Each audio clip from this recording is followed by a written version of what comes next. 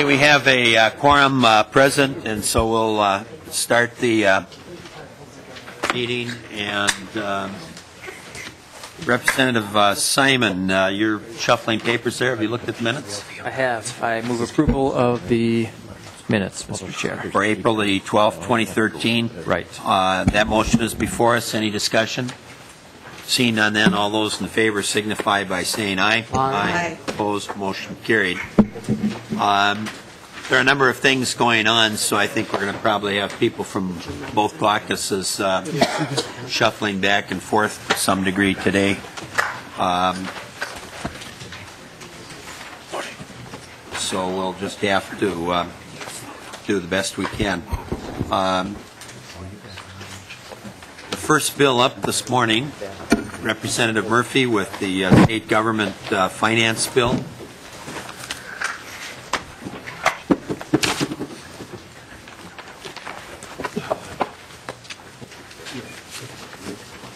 And while Representative Murphy's getting organized, the chair moves that House File 1184, first engrossment, be recommended to pass and be referred to the Committee on Rules and Legislative Administration. So that motion is before us. And a question of you, Representative Murphy, would you like to explain the bill and then take the amendments, or take the amendments and then explain the bill? The choice is yours.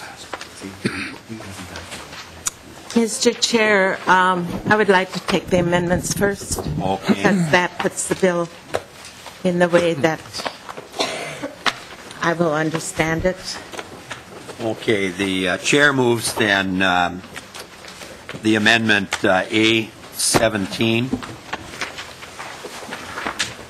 and this was one that I'm moving on behalf of Representative Murphy, being that she's not a member of the committee. It deals with the Department of Public Safety and Veterans. Representative Murphy. Mr. Chair, members of the committee, this bill is, or this amendment is part of a bill, a result of a bill that came before our committee that our committee was very enthusiastic about, and we forwarded the bill to the Department of Public Safety, and there was no action in public safety on the bill, but we were still enthusiastic about the process, about the end results that the bill would provide for. And so as a result, on the day that we passed the 1184 out of committee, we agreed on a concept for a rider. And this bill, this is the rider. And Representative Detmer can give more information. Okay, and Representative Detmer, I understand you've worked on the issue as well as Chair Murphy. So that's right, Mr. Chair, and I'd like to also thank Chair Murphy for actually calling a recess during the committee to help work out the language, and it's more permissive language, and it's just to help training our safety personnel in the state of Minnesota in dealing with some of our veterans that come back that are having some problems, and it's a excellent education program for our safety personnel. Could be police officers, fire department, and so forth. The key is, trying to find the funding for it. So it's permissive language. It may conduct the funding. So we hope that funding can be found for this type of program in the future. Mr. Chair, Representative Murphy. the members or the representatives of the Department of Veterans Affairs and the Post Board and the minority caucus, or the minority members of my committee and the majority members of my committee have all signed off on this amendment.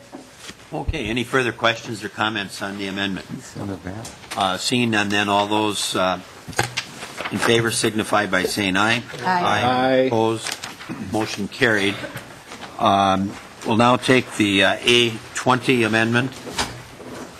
And this is the amendment, members, that we had some discussion on the other day that dealt with the $2 fee for the IT technology, and I indicated that I would have an amendment here today to remove that raised some procedural questions in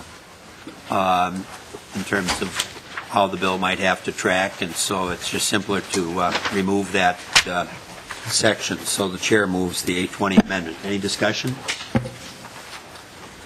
Seeing none, then all those in favor signify by saying aye. Aye. Opposed? Motion carried. The next amendment is the A19 amendment, and I think that's going to be offered by Representative Kahn. Yes, Mr. Chairman, I'd like to move the A19 amendment.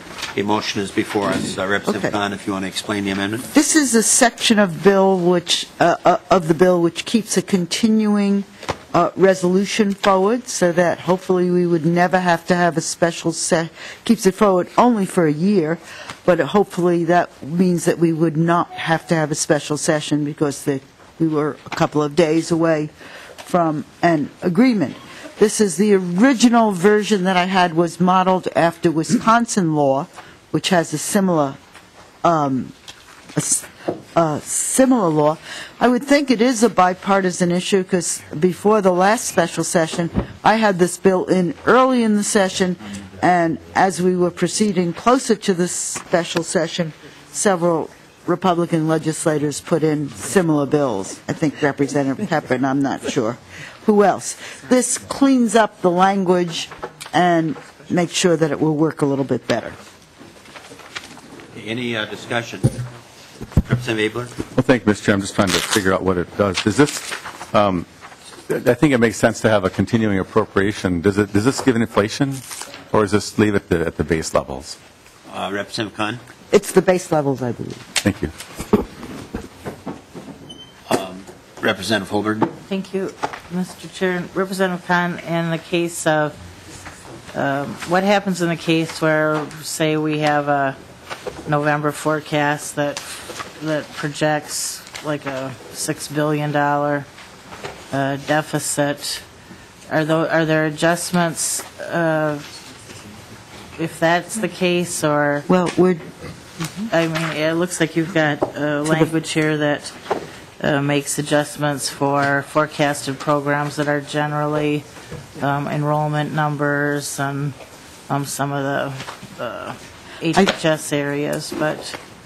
Well, Representative Kahn? Mr. Chairman and Representative Holberg, this does it according, if you read the amendment, this now does it according to the latest forecast. Remember, this would only come into effect really at the end of a session, and this uses the preceding February forecast for the numbers,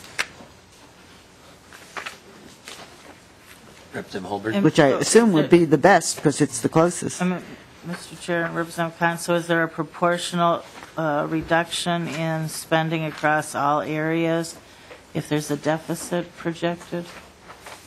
I believe so, because it's based on the appropriations. And it also is only, it's not continuing anything that's being terminated. It's not continuing anything that was originally only for a limited period of time, a 1 year or 2 year and so forth. It looks at it, it really is only considering a base appropriation.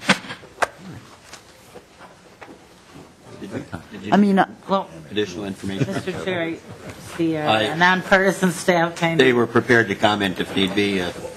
Would you like, would be that, Mr. Yeah. Sullivan? Okay. Yeah, Mr. Chair and Representative Holberg, Mr. Marks and I were just discussing that if the February forecast anticipated a deficit, the funding would continue at that unsustainable deficit level. So there would still be an urgency for the legislature and the governor to pass a budget to bring revenues and expenditures into alignment. Mr. Chair, so in other words, the only forecasted spending adjustment that you would see would be those that are reflected in forecasts such as K-12 enrollment, costs of medical assistance and Medicare reimbursements based on enrollment, et cetera, but that general appropriations to agencies, say if there was a 5% deficit, projected. There would be no reduction in those spending levels as a result. Is that correct? Mr. Sullivan, maybe, probably shouldn't just nod, we should get it on tape. Mr. Chair and Representative Holberg, that's correct. For direct appropriations, non-entitlement type programs that aren't forecast, just say appropriations to agencies for operations, those would be appropriated again at the exact same level as was appropriated in the prior biennium, final fiscal year, and that if there is a projected deficit, the legislature and governor may want to cut those appropriations because the prior level may be too high for the new biennium. But, Representative Khan. Mr. Chairman, let me point out that this also, I think the Wisconsin one actually continues it forever. This only continues it for 1 year. And it's, maybe I'm being overly optimistic, but I don't think we've ever had a forecast bad enough to say we're not going to have any second-year appropriations. There's plenty of times for adjustment. And I am really hoping, first of all, I think we're all hoping that there'll never be a special session. Again, to my mind, this gets rid of what I would consider an artificial barrier. And I think we all know, we did have an example of what the costs of the special session were, but I think what we didn't look at all were the immeasurable costs, which is how state employees work when suddenly all their plans for the summer have to be undone and redone, and number of phone conversations. I mean, we know what it was like here. I like my story. And the kinds of things that we did that made no sense in the special session. Like we added an extra person to sit. We decided that legislators could go to their office as staff, but no related people could go with them under any sense. So I had to pick up something from my office, and I had a couple of my grandkids with me, and I was trying to take them in. They were like, I don't remember, 6 and 7 or something, pretty little kids. And the guy at the door said I couldn't take them in, because they didn't belong in the building. And my answer to him was, okay, well then, I'm leaving them for you to take care of, and by the way, they only speak French. He let me take them in 2 minutes. So I mean, those kinds of silly things that we did because of this. I don't know who made those decisions, but they didn't make any sense. Was it their age or his lack of ability to speak? I think the idea of either both combined. Representative Holberg. Well, and Mr. Chair, and Representative Khan, you say you don't know who made that decision. The governor made that decision. And we emailed him on at least 2 occasions saying... No, though he couldn't make the definition for the legislature. I don't think he could. Well, let's... Mr. Chair, we emailed him on at least 2 occasions and said, please open up these buildings, and he refused, so... No, okay. No, I think we can easily agree it was a dopey decision.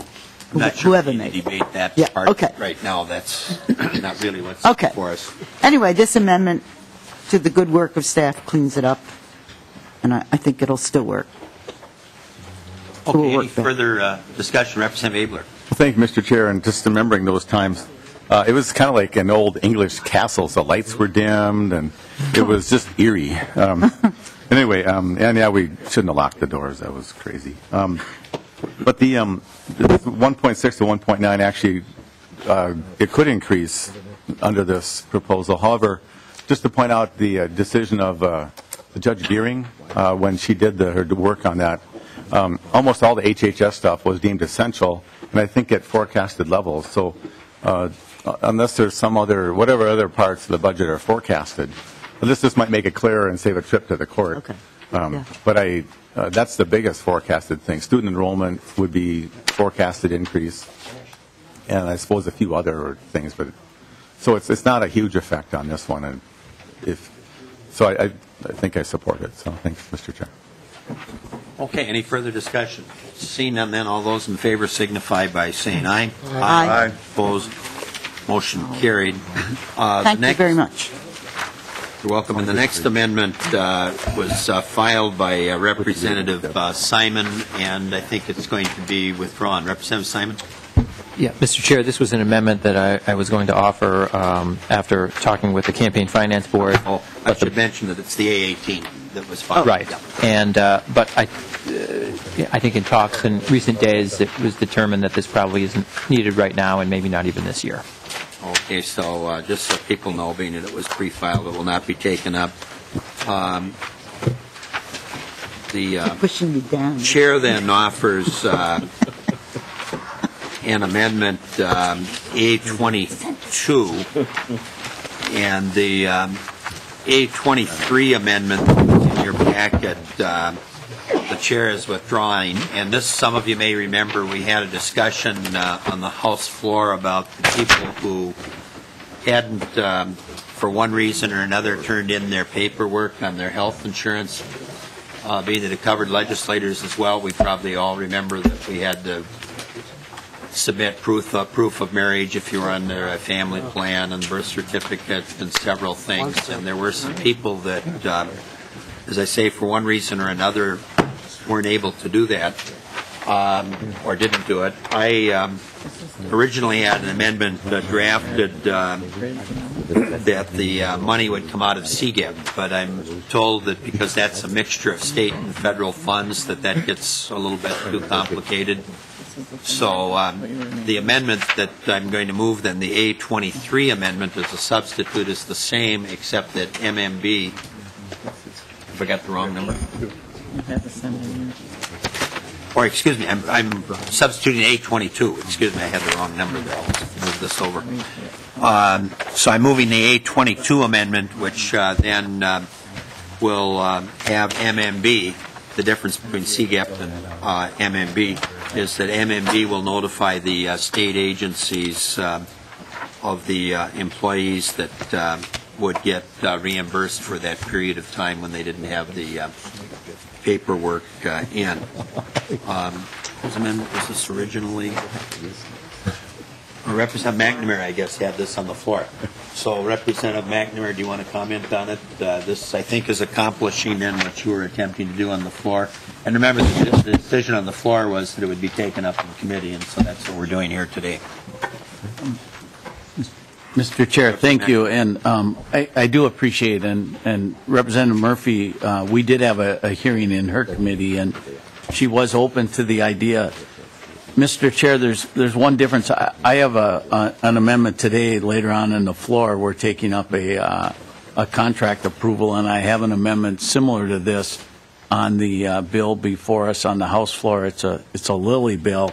There's one additional thing that I've included. This is very similar to the amendment that I have, but I have a second opportunity for those employees, and basically what it says is that if the commissioner does not agree that the employees should be reimbursed, it allows them to go to an administrative law judge, post a fee of $1,200, go to an administrative law judge, and get a hearing there, and if the hearing is ruled in the employee's favor, they're reimbursed their $1,200, and the agency is required to reimburse the employee. I think, Mr. Chair, that would make this amendment even better, so maybe when we get to the House floor, we can consider that amendment to this amendment when it gets there. And then, Mr. Chair, if you want, I guess I wouldn't mind addressing some other parts of this amendment. Would that be okay to keep going? Yeah, that's fine. Just so I understand what you're saying, I mean, when this bill gets to the House floor, you may want to address that. Well, the issue of going to an administrative law judge? Yes, Mr. Chair. It would allow a second opportunity if, for some reason, the agency has not been very supportive of this idea, even though members, this was booked to save $1.7 million in the state government finance bill 2 years ago. And the agencies were back charged the $1.7 to cover the cost of the program, which costs $300 and some thousand to do. But the actual savings were $4 million. But unfortunately, in the $4 million we saved from people that were collecting benefits, dependent coverage benefits on their health insurance that they weren't supposed to, wasn't included. $300,000 we collected from people that actually did have dependents, but for whatever reason didn't fill out their form. And this amendment that Representative Carlson's offered is a great amendment that will address that. But my concern, the commissioner and the agency have been reluctant to get these people their money back. It's absolutely wrong that we took their money. For whatever reason, these people didn't fill out the paperwork, and that's frustrating for, I believe, all of us that have dependent coverage at this table filled out our paperwork properly, because I'm not aware of any legislative folks that got bumped. But I think, I'm concerned, I think we should have that off-ramp for the for administrative law judge, because the agency is not showing a willingness here. And Mr. Chair, I haven't completely read your amendment, but does it include where the only agencies that would participate in being part of the $300,000 would be the ones that actually had savings above and beyond what they were required to book, and it would only be general fund money? That's included in my amendment later today on the House floor. Is that in here too?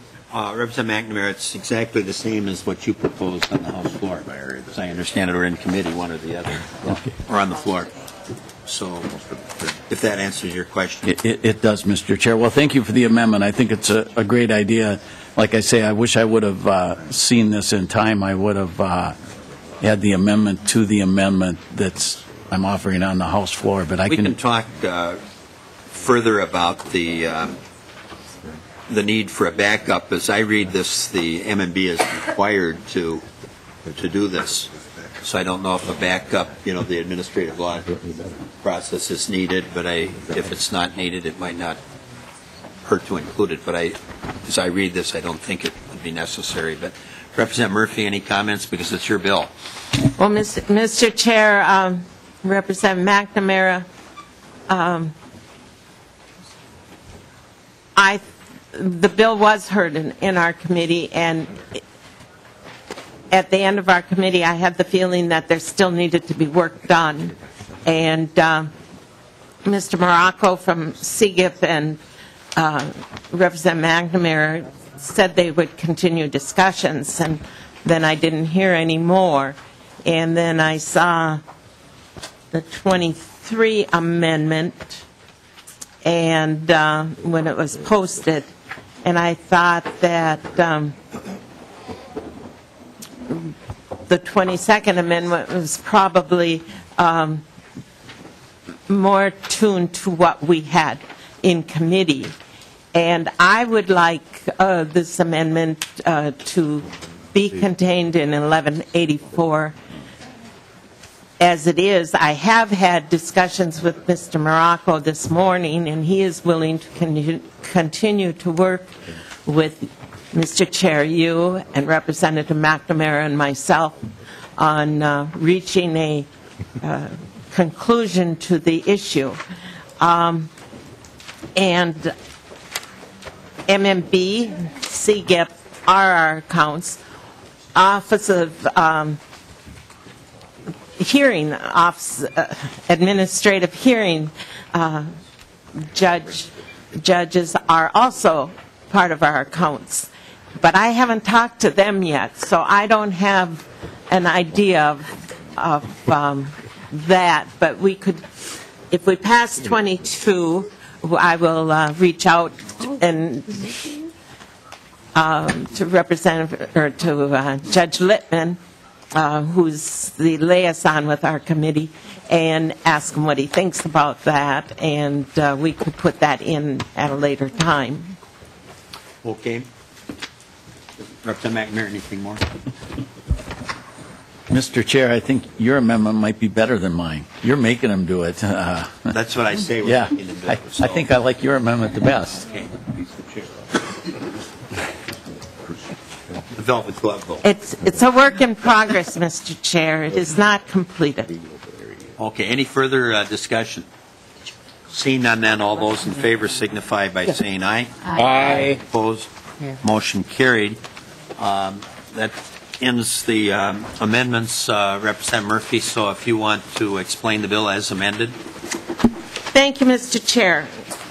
1184 is a bill that addresses that is funded by our target that was given to our committee, general fund target of $921,368,000, which was a $26 million over our base. There was an internal sub-target for veterans of $9.3 million above the base of $170,004,000 for the Department of Veterans Affairs and Military Affairs. We addressed the tails target of $927,291,000, which is an increase of $28 million above base. We discussed and included appropriations for the legislature, the Senate, and the House, and the LCC in our budget, and we have 29 accounts that are funded through through this target. Within the target, we were allowed for 1% base adjustment for salaries for each agency, and pension bills are not being carried. Pension bills are not being carried in this target, and so this bill, this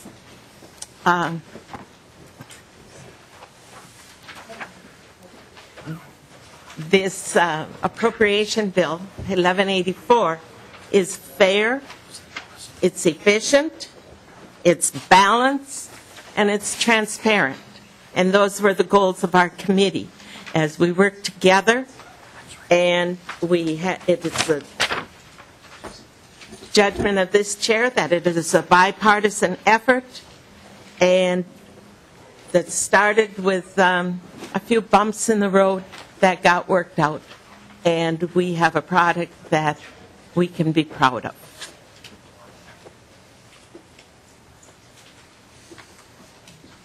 Okay, any discussion? Representative Anderson. Thank you, Mr. Chair. And Representative Murphy, this is a question I've asked every single chair that has come up here. Can you tell me how many FTEs are added as part of this budget bill? And then the second question that I have is how much in additional fees, and if you could get me an outline of all the different fee increases, both those that are new fees total, and those that are fee increases that have increased that already exist.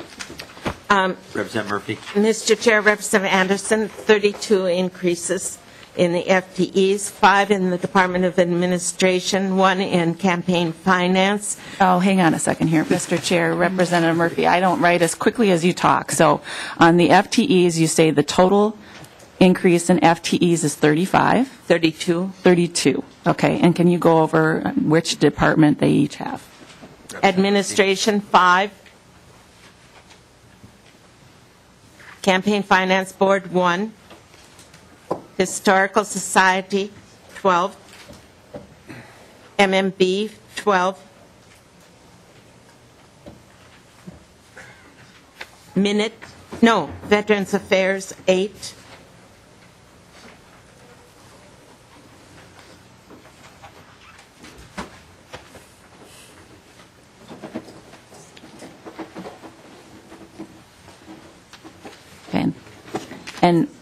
And the fees, the amendment took care of the $2 fee that was in there.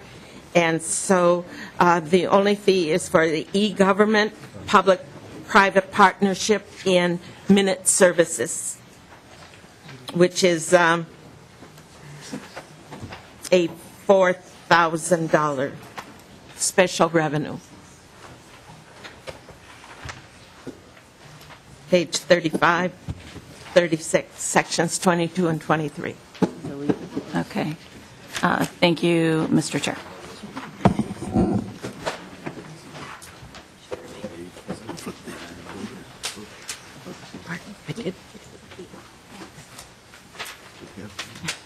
Representative Anderson, is that That was the fee that was taken out in the amendment, Yeah, the last one. the sections you cited were removed. Yes. Yeah. Yes. Ms. Representative Anderson? Mr. Chair and Representative Murphy, so Okay. you're saying that, Yeah. so you're saying there's no fee increases other than the e-government minute services, or you're saying that the e-government minute services was removed? That was removed. The that was the $2. The fee that is in there is for the state auditor, $300,000 and $10,000, which allows her to charge back to small cities and towns for software improvements. Page 29, Section 10. Okay, and Mr. Chair, Representative Anderson? Representative Murphy, so that's it. It's just the state auditor portion, the two different portions that she has there, correct? That's great. Okay, thank you. Okay, any further discussion? Representative Abler? Thank you, Mr. Chair. It's actually just nice to get to sit and relax and enjoy learning about a bill. We've been up to our neck in human services stuff. So I just have a couple questions. I don't spend a lot of time on the state government stuff, but it is interesting. The different that your target, Ms. Representative Murphy, was $26 million. Is that right? Correct. Okay, and then was there a tails target, Mr. Chair? Yes. Representative Murphy? We're an additional $28 million. Okay. Your spreadsheet's different than ours. I'm just trying to figure it out. And thank you, Representative Murphy. Do you know the local impact costs on this of those townships and all that? Did you calculate that? Of all the auditor, the state auditor is going to go to a fee-based thing compared to cash, which gives you some additional cash to spend in your budget. Did you figure out the increased impact on local jurisdictions? Not in the front of my memory, Representative Abel, Mr. Chair. Abler. Mr. Chair. Representative Maybe for the floor, this is the Ways and Means Committee. Just to be nice to know for the floor, if you could figure out what impact the locals are going to have. Because we're trying to help them with LGA and other things, and so if we nick them for another $20 million, that would just be something nice to know. And then I have just one other question on the policy, Mr. Chair. Mr. Chair. Representative Murphy? Mr. Chair, Representative Abler, I don't think there is in the chargebacks to the locals more than what was in their base. But if there is, it's negotiations between the auditor and the locals. And we're not changing that ability to negotiate. Because Mr. Chair, just like the software fees with, they would talk about that. So I just asking a question. My cities always ask me what we've done to them. So I'm just trying to, then I can tell them what we help do. Mr. Chair, I have one other question. So is everybody clear on that there's not am I correct in saying there's not a fiscal impact on the locals that's beyond current? Maybe Ms. Roberts is nodding her head yes, so maybe if you can comment in addition to what Representative Murphy indicated. Mr. Chair and Representative Abler, the bill, so currently the state auditor is funded through the general fund. The state auditor does assess those costs out to the local governments, and the local governments fees are deposited in the general fund. What this bill simply does is instead of the fees being deposited in the general fund, they'll be deposited in a state auditor enterprise fund. It doesn't assume any increase in those fees or any increase in that activity. So it's a net zero. That was my understanding. Representative Avery, you have to follow up? Yeah, thank you. And this isn't my first topic, and frankly, I wish our target were $26 million above the base. So we had to struggle very hard with. In fact, we're just getting concerns from some of the people field about some things we had to do to get our budget to balance. But that's just whining, Mr. Chair. On this auditing by the legislative auditor, allowing them. This is for the Job Z, I think. Is that a good oversight? Because the legislative auditor is a really well-respected entity, and they kind of parachute in and do a really thorough analysis, and then write a report and go off and do something else. And I don't think they habitually audit one area to keep an eye on it. And that was a policy decision made by the committee to shift it away from the state auditor, which I thought her job was to audit things, to a legislative auditor who was much more irregular. And so I guess I have two questions. Is that a good idea, and did you give them money for that? And was that a savings that you took then to the state auditor? It's on page 37, lines 12 to 17. Representative Murphy.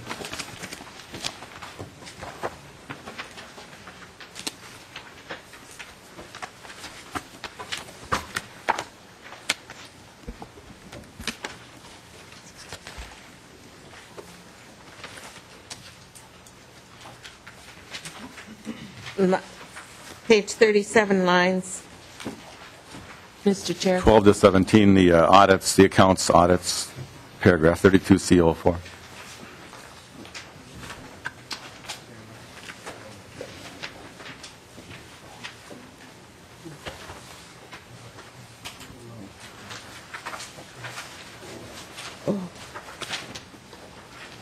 Mr. Shepherd.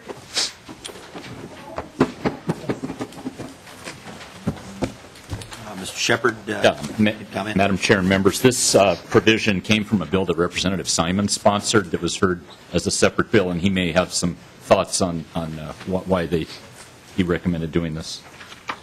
Representative Simon. Thank you, Mr. Chair and members. Yes, this was an interesting bill. Representative Abler, you asked a good question about this. This was one where the state auditor and the legislative auditor acknowledged that a switcheroo was sort of in order here.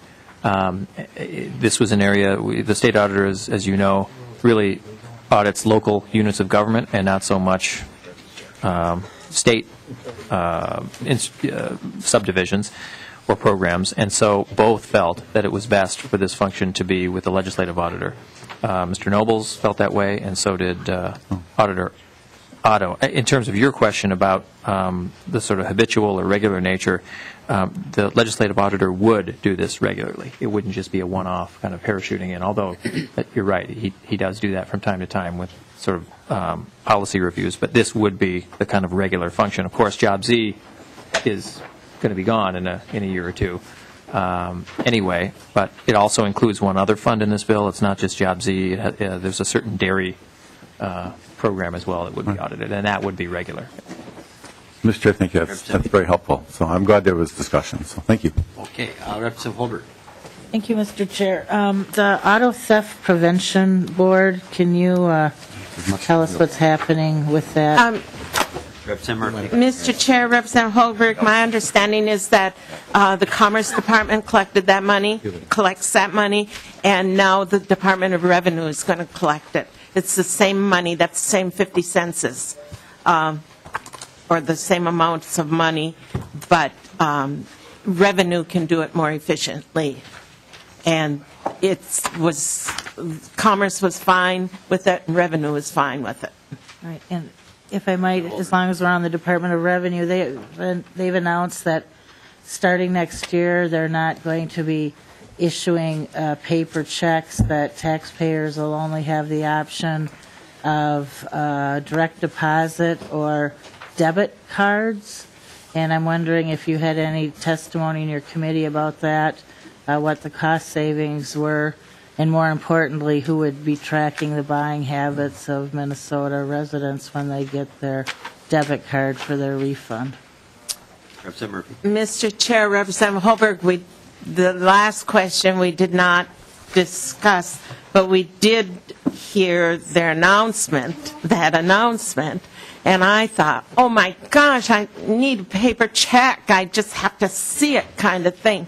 But they said that this was the way it was going.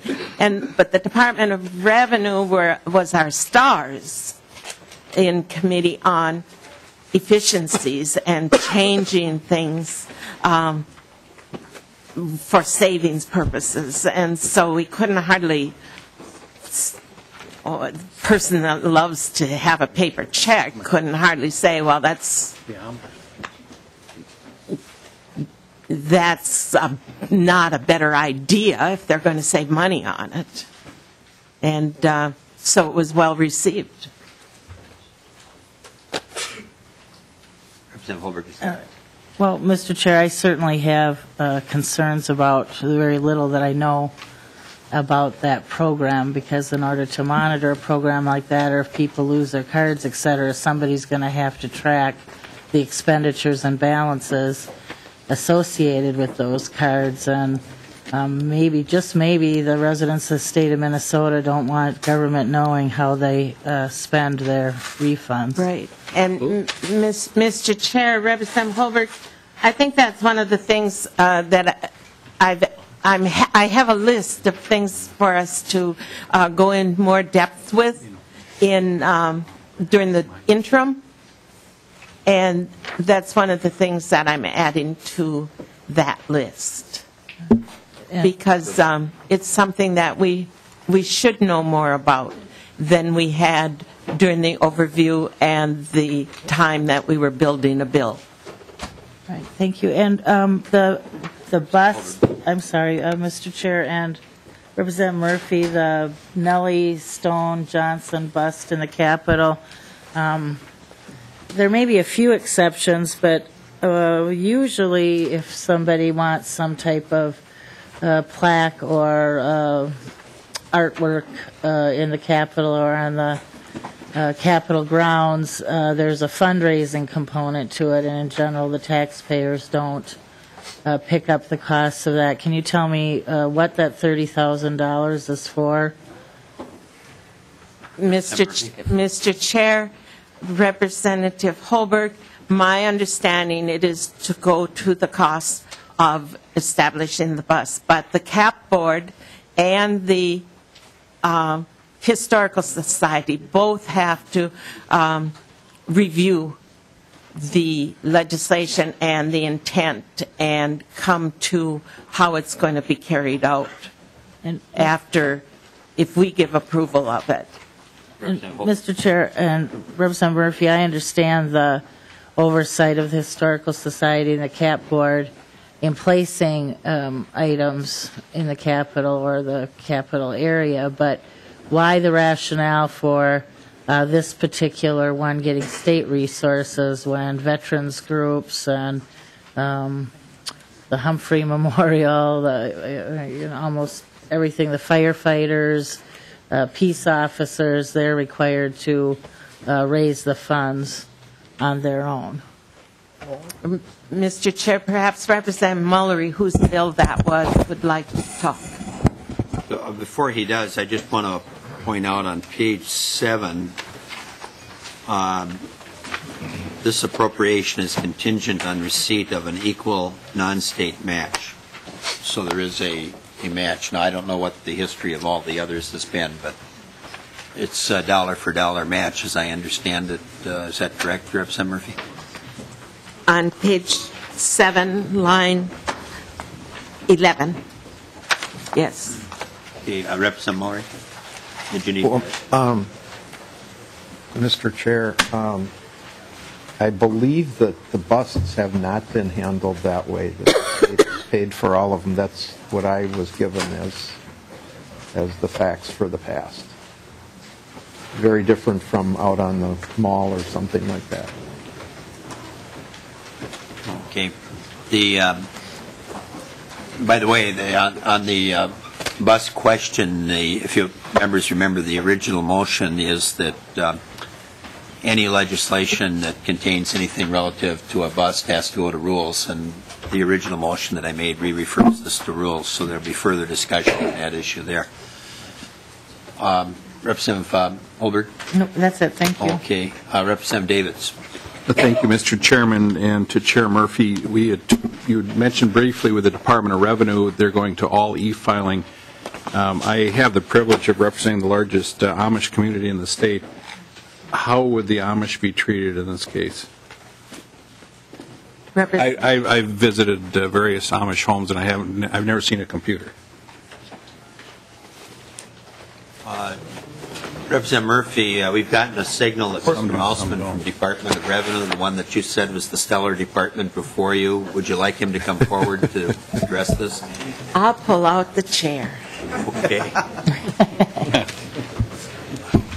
Representative Malsman. Representative Griggs, we didn't ask that question. The former House Chief Fiscal Analyst, was that the title we... Mr. Chairman and members know that there's only been one of those in my time here. He's sitting next to you. That was a bit of a joke when we were dealing with some introductions. Mr. Chair, members, Matt Mossman. Welcome to the committee. Thank you. I believe he's the deputy. Matt Mossman with the Department of Revenue. Representative Davids and others, a couple things on the department's proposal for moving to debit cards. We haven't worked out all the details. This would be something that would be done through a contractual basis with a bank. It is not, there are two other agencies that actually already use debit cards, so both the Department of Human Services and DEED, I believe, already use some form of debit cards, and so this is something that we would be moving to. We do estimate a savings of about $400,000 a year for moving to doing this. Obviously, taxpayers would still have the option and be encouraged to use electronic deposit. When it comes to special circumstances like Amish or others, that is a question. I haven't specifically asked that question. I'll just be transparent with you at the department because those details are being worked out, but that seems like something that we could work around. I do know, Representative Holberg, to your question earlier, we have no intention of tracking the buying habits or any other information like that of the taxpayers. We would get no additional information out of this than what we currently get. When we pay a refund, we would essentially be sending the amount would be put on a card, and a vendor would manage that transaction, whoever we select as the state vendor to issue those debit cards, and they would manage the debit card process at that point. Representative David. Representative David, did you? No, I would just like to work with the deputy on that because that is a concern. I don't know that the Amish will use debit cards either. They like cash and or a check. So we'll work through that. And it is Deputy Commissioner Mossman. Yeah, this was a story that goes back before that I was in reference to, and it was kind of between. He was the chief fiscal analyst before the Senate, and both Mr. Marks and Mr. Massman were introduced as the chief fiscal analysts for the House. That's what I was referencing. And we only have one at a time. He was in the Senate at the time. Too many chiefs in the... Mr. Chair and members, an additional thing that I'd like to clear up is this could essentially, the idea here would that this would be worked the same way as a check. Again, the details are not all worked out, but the intent would be that you could actually, if cash is what you wanted, just like you get a paper refund check from the state now, you could take the debit card into a bank and get and receive all of the cash and just cash out the debit card. The same way. There's not a requirement that you actually always use the debit card as a debit card. You could use it. It actually gives you more options instead of fewer. Thank you, Mr. Reps. Yeah, and Representative David, I do know his current role, if that's what you were meaning. Yeah. Representative Hausman. Thank you, Mr. Chair. Maybe I'm misunderstanding this. This does not get in the way. You still have the opportunity to have it deposited directly into your checking account, right? It doesn't require everyone gets a debit card.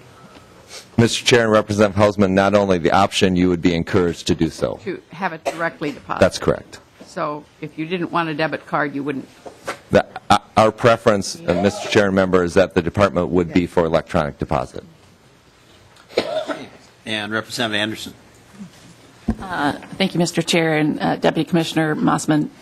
When it is the debit card, though, does it have on the card itself the person's name? I'm just thinking about identity theft.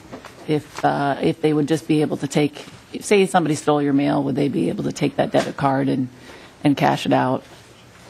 Commissioner. Mr. Chair and Representative Anderson, I appreciate the question because actually one of the features that we believe will be the case with debit cards is that they'll actually be more secure than paper checks because there will be an authentication process, much as there would be to any other card that you receive, and so that information along with some other features, would be intended to help the transaction and the resources to be more secure rather than relative to a paper check.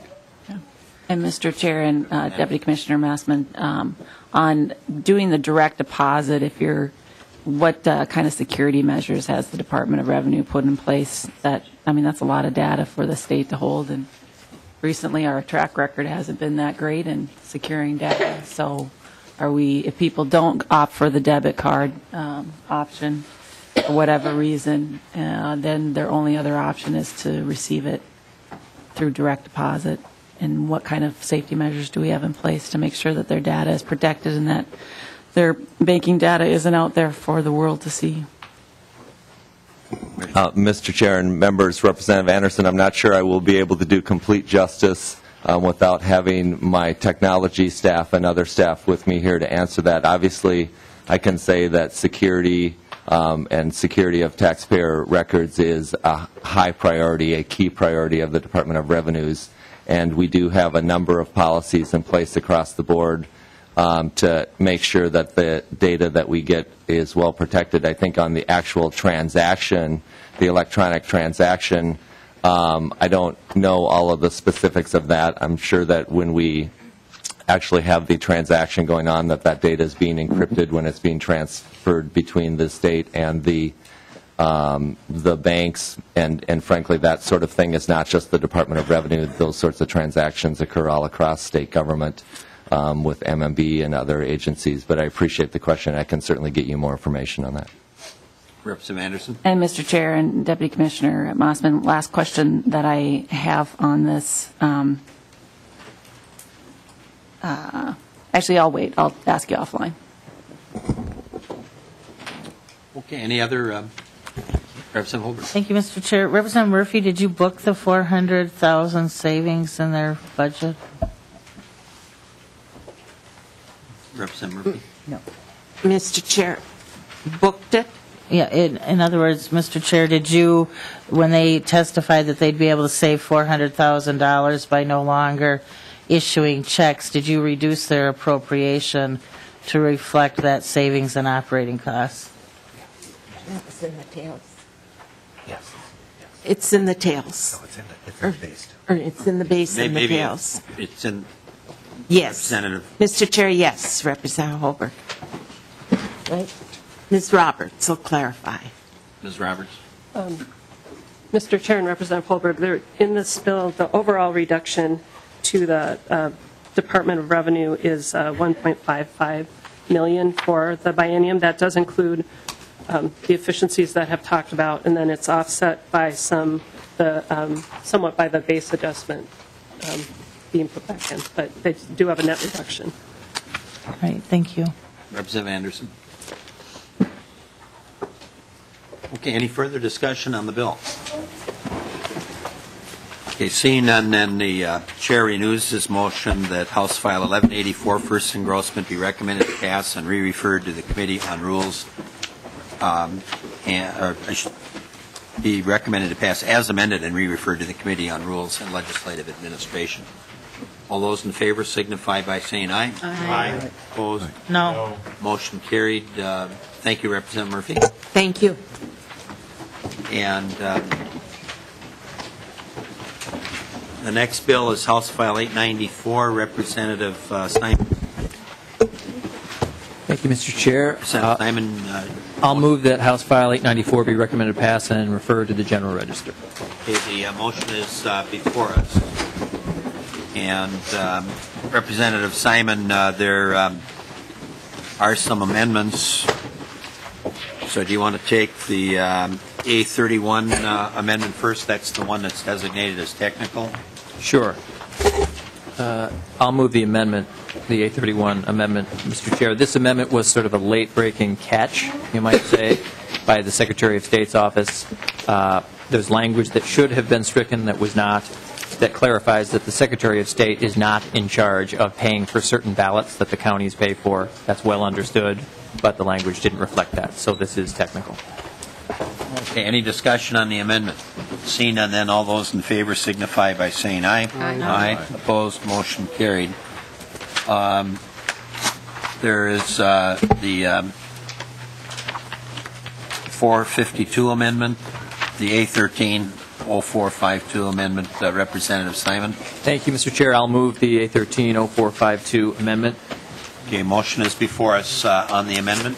Mr. Chair and members, this came to us from Anoka County, but also some other counties who are in the same situation. But Anoka County first flagged it, I believe, and Representative Sanders asked me if I would carry this amendment, which I'm happy to do. This has to do with some of the counties, Anoka among them, who are on the verge of purchasing new election equipment, and we have language in rule that is pegged to old technology and old equipment, which requires 2 separate compartments to receive ballots.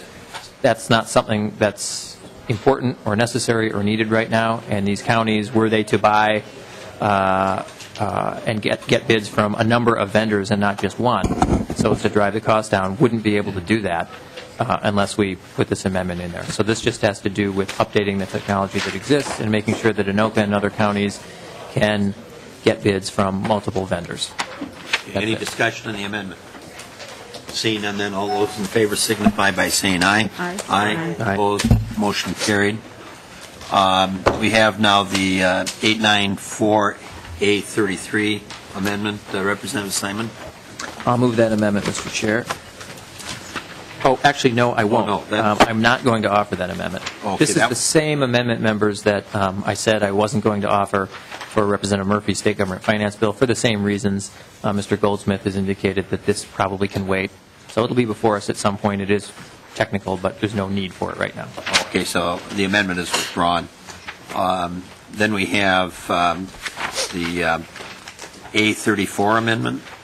Mr. Chair, the A34 amendment makes some adjustments to some of the fiscal costs, and I can explain why for each one.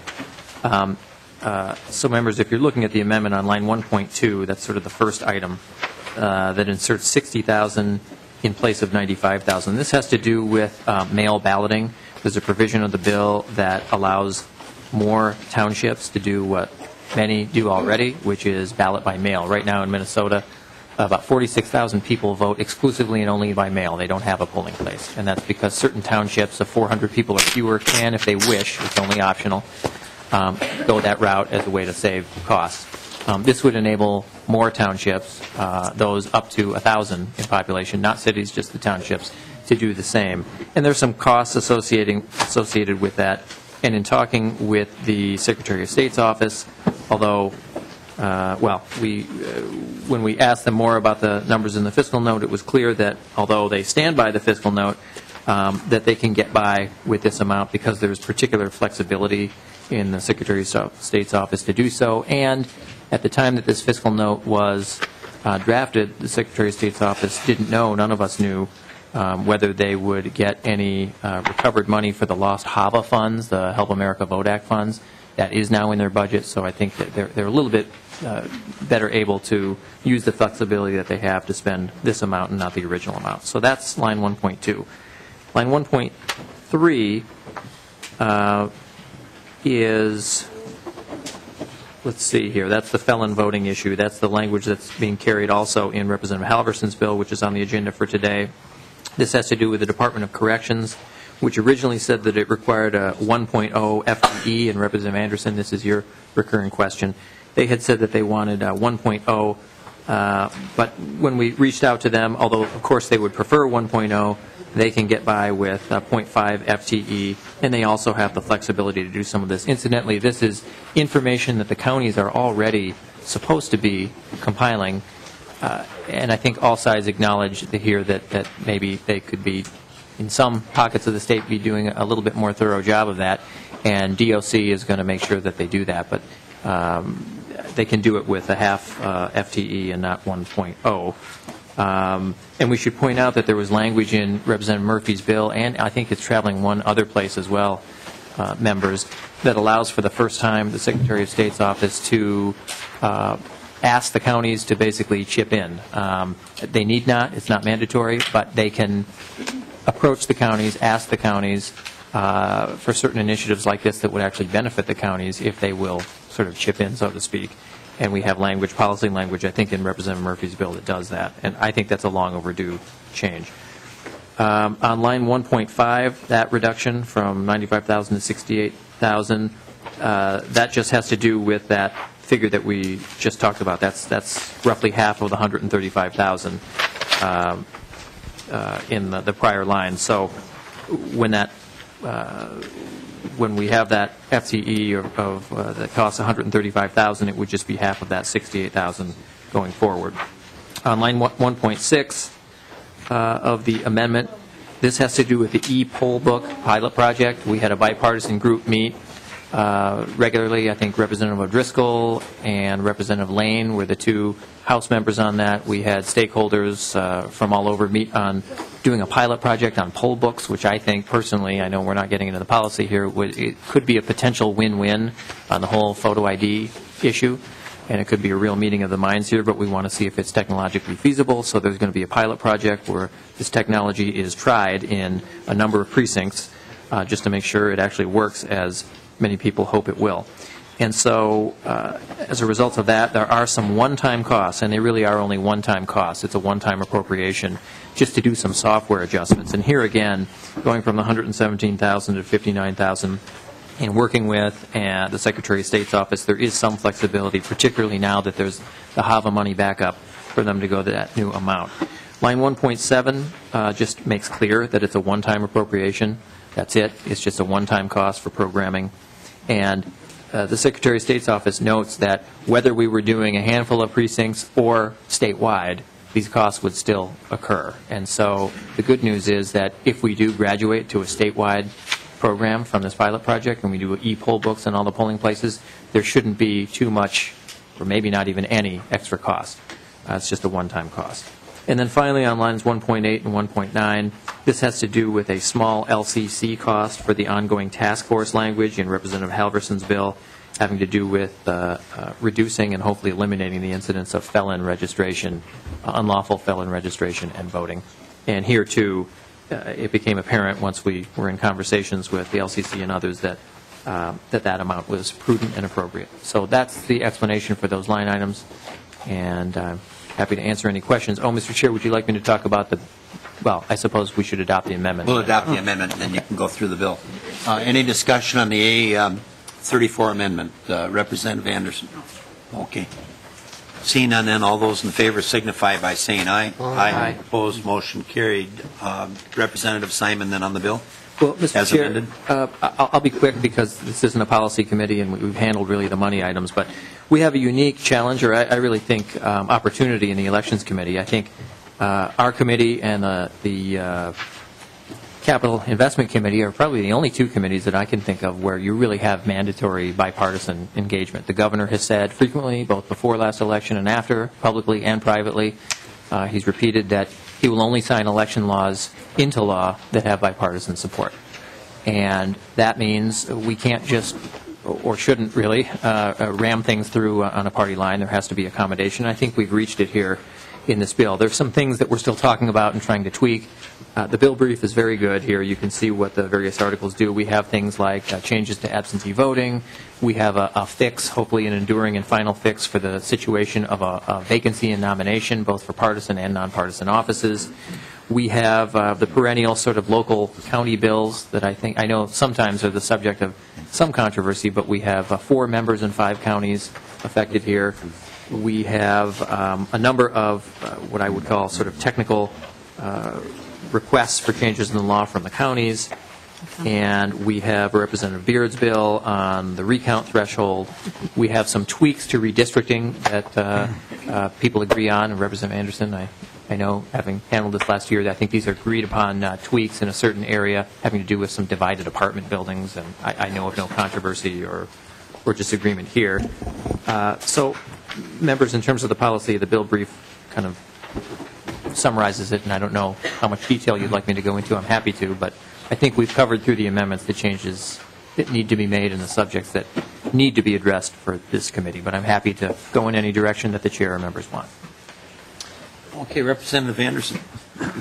Thank you, Mr. Chair, and Representative Simon. I've always appreciated your work in trying to put together bills that have bipartisan support. Since you did mention the redistricting piece, I know many of your members, in fact, all of your members voted against the changing of the boundary lines for Edina last year because it does divide a senior living facility in half. Neighbors across the hallway would be voting in one district versus the other. I'm glad that you have now been able to convince your Democrat colleagues to support that measure and to change it. I'll be looking forward to talking about that on the House floor as well. So I'm glad that you put that in your bill because it really does help the people of Edina, and I'm glad you have that on there. The items that I would like to ask you about, though, are on Article 2, Section 18, talking about the prohibition of multiple candidacy. Can you talk to me a little bit about that? I have some concerns when it comes to redistricting years and what that means, and if you have any thoughts on that piece, if you could just talk to me a little bit more on that. Mr. Chair and Representative Anderson, I will admit to you my memory on that particular provision is probably not as sharp as it should be. I don't remember that coming up, and if I remember the specific language, I'm just looking at the summary here, and I don't know if you know the page and line reference in the actual bill. I'm just looking at the summary. But I don't think this would preclude... It's on page, Mr. Chair. Mr. Chair, it's on page 16, starting at line 30, if that helps you. Representative Anderson, I think I'll have to, I just don't remember the discussion on that point. If someone else does, we can talk about that. Are you concerned? Is your concern? Go ahead. I think maybe Ms. Fraser can answer that. I think this is part of the technical bill, but... And again, it's on line, what, on page 16? Page 16, line 30. Line 30, okay. Mr. Chair and members, Beth Fraser with the Office of the Secretary of State. And this has not needed to be in law previously because when you sign an affidavit of candidacy, you swear that you're only signing up to run for one office. And but when we moved the primary, we moved the late filing period. So there are cities and school districts that don't have a primary and have a filing period later in the summer. And when we moved the primary and the late filing period, what happened in a few counties was candidates who had signed up to run for an office with a primary, lost the primary, and then wanted to file for another office because the late filing period was now after the primary. There are some county attorneys who looked at the law and said, okay, well, that's fine. And there were other county attorneys who looked at the law and said, no, this is prohibited. And so the language in the bill is trying to have a statewide standard about if somebody signs up to run for an office that has a primary, whether or not, if they lose the primary, they're allowed to sign up for a second office. The standard of the state had been that you are not allowed to run for a second office. If the legislature chooses as a policy matter to allow someone, that's fine. But because county attorneys are interpreting the current law differently, it would be helpful to the counties and our office if the legislature spoke on this policy matter. Representative Anderson. Thank you, Mr. Chair. And Representative Simon, I only have one more question, and it's on Section 72, Article 2, Section 72 of the bill, and it's dealing with non-commercial signs. My question for you is, does this mean that if there's any local ordinances that dictate the placement of the signs, that those are kind of null and void during the election season? Representative Simon. Thank you, Mr. Chair. Once again, if I could defer to Ms. Fraser, I think she has a better memory on that particular provision. Mr. Chair and Representative Anderson, the language in this bill is basically not intended to change the current law. It's intended to clarify the current law. Both our office and the counties get many, many phone calls with people confused about the current law, and so this is just an attempt to restate it in a way that is hopefully more clear to everyone. Okay, and Mr. Chair and Representative Anderson. So as I read it, and I just want to make sure I'm interpreting it, what it says is that the only ordinances that would apply in the case of political signs would be on the size and the number of signs.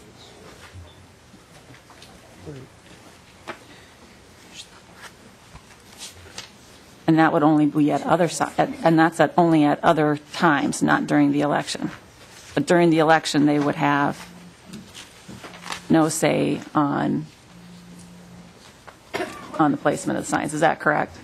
And that's how I've always interpreted the law, but yes, I think there is great confusion, so I'm assuming that that's what you're trying to clarify, is that when it's a political sign during the political season, local ordinances don't apply, and that they can't say where it's placed anywhere, essentially. Mr. Chair, Representative Anderson, yes, that's accurate. Now, this, of course, regulates there may be differences if you're in a condo association or on a state highway, but in terms of municipal ordinances, that's accurate. Perfect. Ms. Fraser, that makes it it's standard then. If someone were running in multiple communities, this would standardize it? Mr. Chair, yes. I mean, this is a restatement of current law, but it is supposed to be standard, and hopefully with clearer language, it will be interpreted and understood in a standard way. I was here, maybe many others were when that took place, but people who are especially running in, let's say, a county-wide race or a wide race with each municipality having separate rules, it was very difficult for their campaign volunteers to be in tune with exactly what the setback might be or whatever other issues might be involved. So there was an attempt several years ago to standardize that so that, well, some of us here would run in multiple communities as well, not just people running, let's say, county-wide or even statewide. Okay, any other questions? Let's see. Oh, Representative Anderson, you had more? And just one other point of clarification on that section, too. Then I'm assuming that it's the view then when it comes to a special election, would this section apply? What happens in that situation? Ms. Fraser? Mr. Chair, Representative Anderson, I do not believe that it applies. It also does not apply in places that have odd-year elections. Okay, Representative Dittmer. Thank you, Mr. Chair. And Representative Simon, like Edina, Stillwater Township had the same situation where we had House District 39A and 39B, and there's 12 homes. Part of the township had to go into the other House District for their election, and it was a real problem there. And the county actually requested that we have that changed. Is there any way we can do that on the House floor and get that changed? Mr. Chair, Representative Dittmer, why don't we talk offline about that? I mean, okay. We should talk about the details, but I would be open to consideration. Okay, Representative Ebler. Thanks, Mr. Chair. And just have two questions. One is the money. Is this being carried as a separate bill with a fiscal attached to it, and where is that money coming from? Is that the $50 million miscellaneous pot?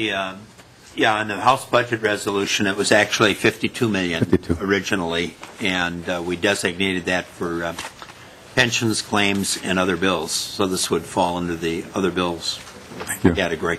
The largest component within that is the pension issue when we talk about a big bottom line number like that. Right. But this one is being carried as part of the other bills. Thank you. Well, just one other question, and just globally for Representative Simon. Can you tell me what the vote was in the State Government Finance and Veterans Affairs? Was it unanimous or was it divided on this bill? On the overall bill. Mr. Chair, I think it was just a voice vote, and I don't know. It was either unanimous or near unanimous, I believe. I think that's right. And others can correct me who are on the committee, but I don't recall. I mean, that was, Mr. Chair, that's the objective, so I was just curious. It sounds like you're working hard at this. Yeah. Thanks for your work. Okay, any other discussion on the bill? Representative Holbert. Thank you, Mr. Chair. And, Representative Simon, in Article 3, we have some Chapter 13 language, and there's classification of data. I don't believe that this ever came to the Civil Law Committee. Can you tell me what public information is now being made private? Representative Simon. Yes. Representative Holbert, can you point me in the right direction here in particular? Well, it starts on page 42, and current law, felony offender language was given to the Secretary of State. Now, by virtue of this language, we're going to classify a whole bunch of data as being private in the hands of the Secretary of State's office, so I'm guessing that it doesn't allow the public to have any checks and balances on whether felons are voting or not. And I can see there's a whole range of data sets that are being given to the Secretary of State. I think I'm not sure exactly where the list of all the information that was going. It's on page 45, I believe, in subdivision 2 at the top of the page, about the second half of the paragraph. What of that information is currently public that will now be private?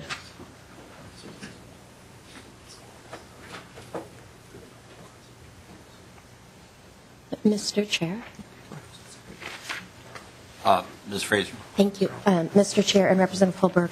The data that the Department of Corrections would be providing to our office, I believe, is already private in their hands. And I think the thought behind subdivision 3 is to ensure that their data set continues to be private in our hands. Now, if we use their data set and find a match, for example, of somebody who is registered to vote, who it appears is serving a felony sentence, and the person is then challenged in the statewide voter registration system, the challenge would have the same classification that it currently has under election law. And so it's only their raw data that would have this classification. Well, if that makes any sense. Representative Simon on that point. Thank you, Mr. Chair. Having conferred with Mr. Gehring here, who helps us with data practices issues, so there's no new classification or even reclassification.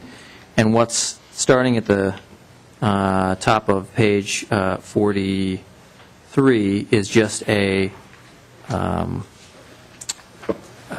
just a cross-reference, and really the key point here for Chapter 13, Representative Holberg, is on line 45.20. And that is just a codification of what already goes on elsewhere. We've never used this kind of data for offenders for this purpose before or to this extent, but it clarifies that the data on offenders submitted to the Secretary of State under this section are private data on individuals as defined in Section 13.82 sub 12. And I believe, if I'm understanding Mr. Gehring correct, that's not new ground here. That's just clarifying what's an existing law.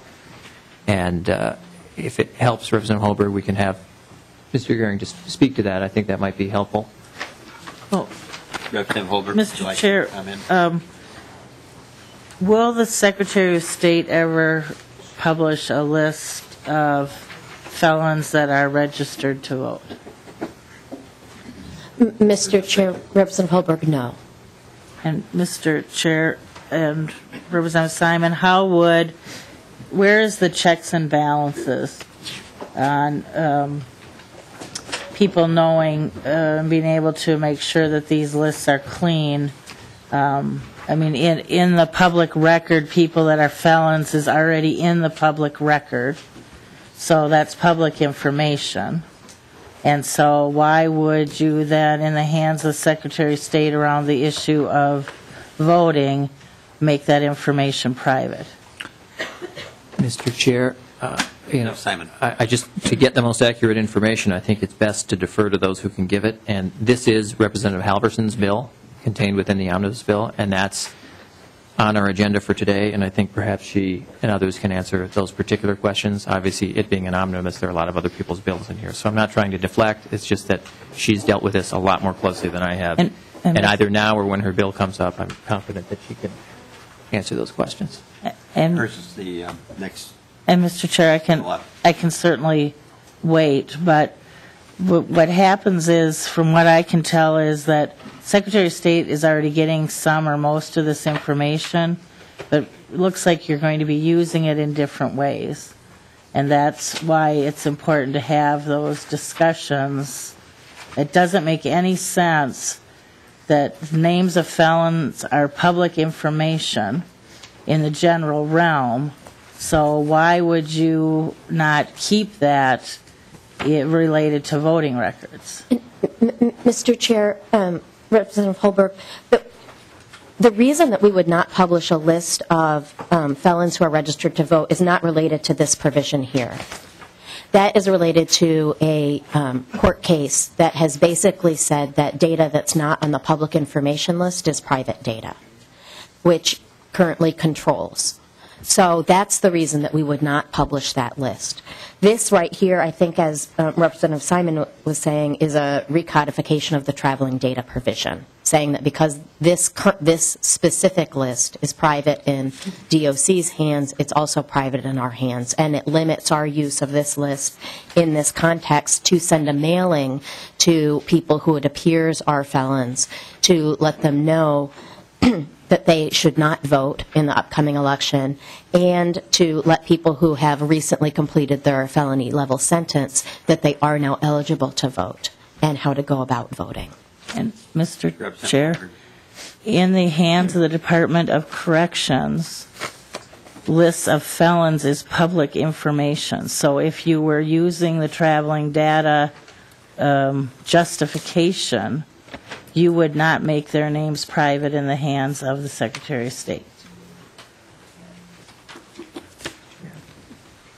And, Mr. Chair, this is part of the reason why this stuff should probably go to civil, and now that we don't, floor amendments are, this kind of work is supposed to be done in committee, and my apologies to the Ways and Means Committee, but Mr. Chair, Representative Holberg, just to clarify the types of data that the Secretary of State would be receiving under this section of the bill, it's not just the list of names of people that have been convicted of a felony. There's also their last known residential address and driver's license number and other types of data that are private in the hands of the Department of Corrections. And so the classification that's in this section of the bill is intended to classify all of that and not just an individual's name. And Mr. Chair and Mr. Gehring, I'm well aware of that, but the way this bill is written is you are now making everything private. A more maybe justifiable position is that you would keep the private classification on residential address, driver's license, those kinds of things. But the fact that the name is public in the Department of Corrections, I'm wondering why you're making it private in the hands of the Secretary of State. Mr. Gehring, Ms. Fraser, any comments? Mr. Chair, Representative Holberg, I think if the data is private with the Department of Corrections, we would think that if somebody wanted this data, they should get it from the Department of Corrections. But, well, Mr. Chair, you could conceivably get somebody to get a statewide voter list and go and get the list of felons from the Department of Corrections and do all the work that you're doing already, but it doesn't really seem like that's fair to the taxpayers when both of those data sets are public information. So, I think this needs more work. It's obviously not going to be fixed here. It's an example of, once again, while we have data classifications and discussions and bills don't go to civil law, we sit here scratching our heads, and there's probably maybe 5 people in the whole room that even care about this issue, but I think it's an important discussion to have. Mr. Chair, if I might, as one of the 5 people who serves with you on the Data Practices Subcommittee, you have my commitment that I think this is really fixable. I see your point, and you make an interesting and fair distinction. I think that's totally fixable. I understand your process point about where the bill should go, but notwithstanding that, I'm happy to chat with you afterwards, and I think we can do what this is intended to do, which I think we share that goal. And then, Mr. Chair, Representative Simon, I see you have national popular vote in here, and a whole bunch of auditors being and treasurers being appointed as opposed to elected, which I think the last time one of those bills passed on the House floor, I think it passed with 68 votes. So is this supposed to be the non-controversial election bill? Mr. Chair and Representative Holberg, yes, it is supposed to be. I understand that I understand that both things, national popular vote. I'm not going to torch the omnibus bill for the sake of national popular vote, even though I authored that provision. So when the time is right on the floor, that can be taken care of easily, and I'm not going to lay down on the railroad tracks for that. You can be assured. As to the county bills, I know that this topic of some controversy. We have those also traveling separately. So there's a Plan B, but not for, Representative Gunther. He has, and his is not traveling separately. So if we don't put him in this bill, his bills are dead. He has two, one for Jackson County and one for, forget which other, I think Lyon County. But so those bills will be dead if we don't put them in here. And we have Democrats doing them and Republicans doing them. So could we jettison those off and do them as separate bills? They are in the general register. Sure, we could. It seems more efficient to do them here, and I'm sure there will be amendments to take them out on the House floor when those happen on principle, and then we'll have an interesting debate on that. So they're alive in two places. All right, thank you. I was just going to say, Representative Holberg, those 68 votes on the bill, as I understand it, would depend on the mix of the votes. Not just that it necessarily had 68. I think that implies sometimes that it might be partisan, but you could have quite a mixture of people. It wasn't. No, I'm talking about the future. I know what you were talking about in the past, but as we move forward, 68 may or may not indicate partisanship. Any other discussion on the bill?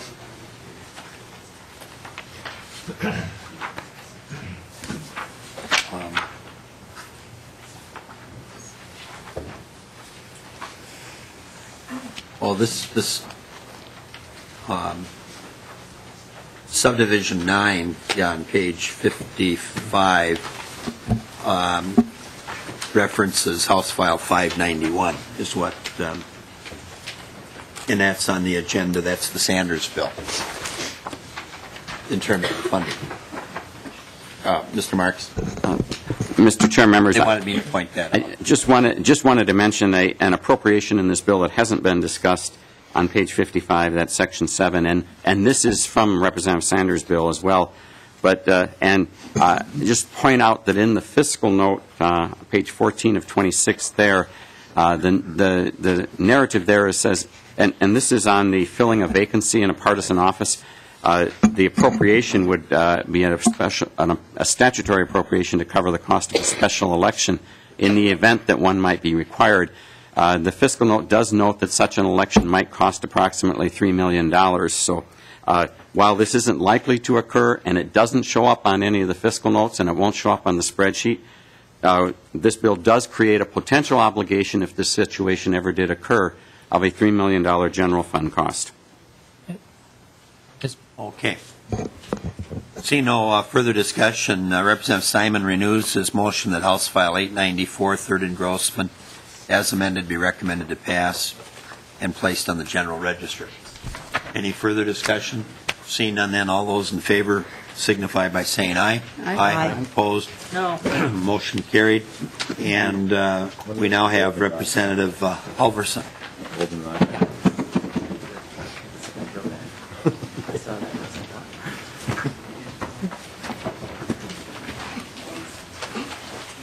Thank you, Mr. Chair and members of the committee. We'll need to have a motion, and I thought Representative Simon was going to make the motion, but I'll make it since he's still talking to the Secretary of State or the Assistant. So the Chair moves that House File 637, the second engrossment, be recommended to pass and placed on the general register. Thank you. Welcome to the committee. Thank you. This, you actually just heard a preview of House File 637, as much of it is contained in the Omnibus bill as well. House File 637 came about as part of the Bipartisan Commission on Election Integrity, and it incorporates the recommendation of the first report of the Task Force on Election Integrity. The legislation was actually carried by Representative Mike Benson last legislative session, and he is a co-sponsor on the bill with me. The bill changes the way that we identify and notify folks who are ineligible to vote.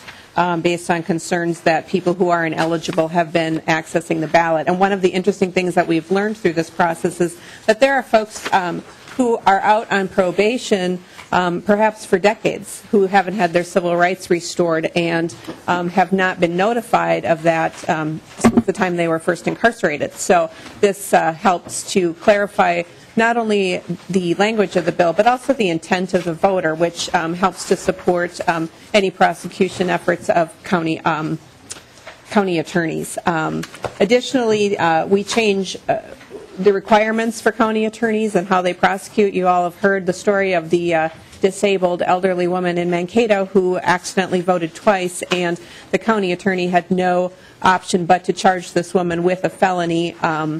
And this allows the county attorneys to operate under their current standards of professional discipline, as opposed to requiring the convening of a grand jury, which is costly and oftentimes not the right course of action for county attorneys.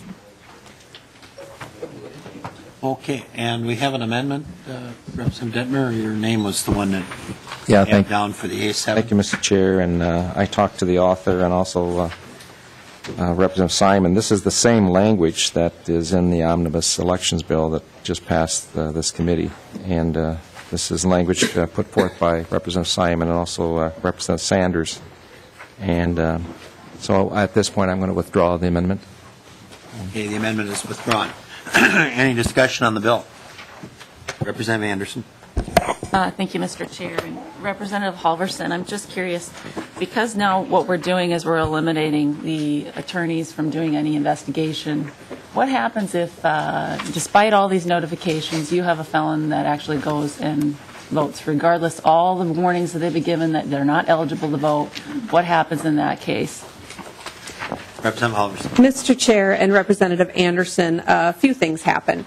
First of all, because the voter was notified that they were ineligible to vote, it makes the intent much more clear. It makes the voter intent much more clear, which then makes prosecution much more clear. Currently, prosecutors do have to prove intent in order to charge and prosecute these cases. I shouldn't say charge, but in order to effectively prosecute these cases.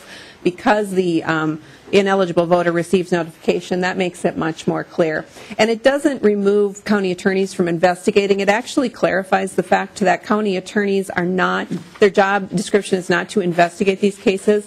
It requires the appropriate law enforcement agency to investigate and bring the investigation to the county attorney. So it makes it clear who's doing the investigations. And Mr. Chair and Representative Halverson, so is there language put in place that directs the law enforcement agencies to actually investigate this, that this is part of their purview? Thank you, Mr. Chair and Representative Anderson. The bill as it stands and does require the law enforcement agency, as opposed to a county attorney, to do the investigations. As part of the work that we are doing, again, we're making great efforts to make this a bipartisan bill. It was a bipartisan effort to put it together in the first place, and we are continuing that work. We are working with county attorneys and other organizations to clarify that further. I think that there's some desire from folks to clarify that further, and that's the amendment that we are working on for this bill. And Mr. Chair and Representative Halverson, do we give law enforcement agencies any training on what this law is? I mean, how are we going to address that issue? I mean, county attorneys have been dealing with election law for a long, long time, understand what constitutes a violation and what doesn't. You know, what kind of tools do we have in place to make sure that they can actually have the tools and understand what the violation is? I mean, have you thought through that process at all? Representative Halverson. Mr. Chair, Representative Anderson, the change in the law actually reflects what's going on. The fact is, as our law enforcement agencies do understand the laws that they are supposed to be upholding, and they are the investigation body of the law enforcement agency that are to investigate and then bring these allegations to the county attorney's office for prosecution. And Mr. Chair and Representative Halverson, what happens if somebody actually, going back to my original example, they actually vote? That vote's already in the ballot box. Do we have any way of pulling that vote out when they voted illegally at all? Mr. Chair, Representative Anderson, there is not a, other than an absentee ballot, there's not a mechanism to claw back ballots that have been cast erroneously. Great, thank you.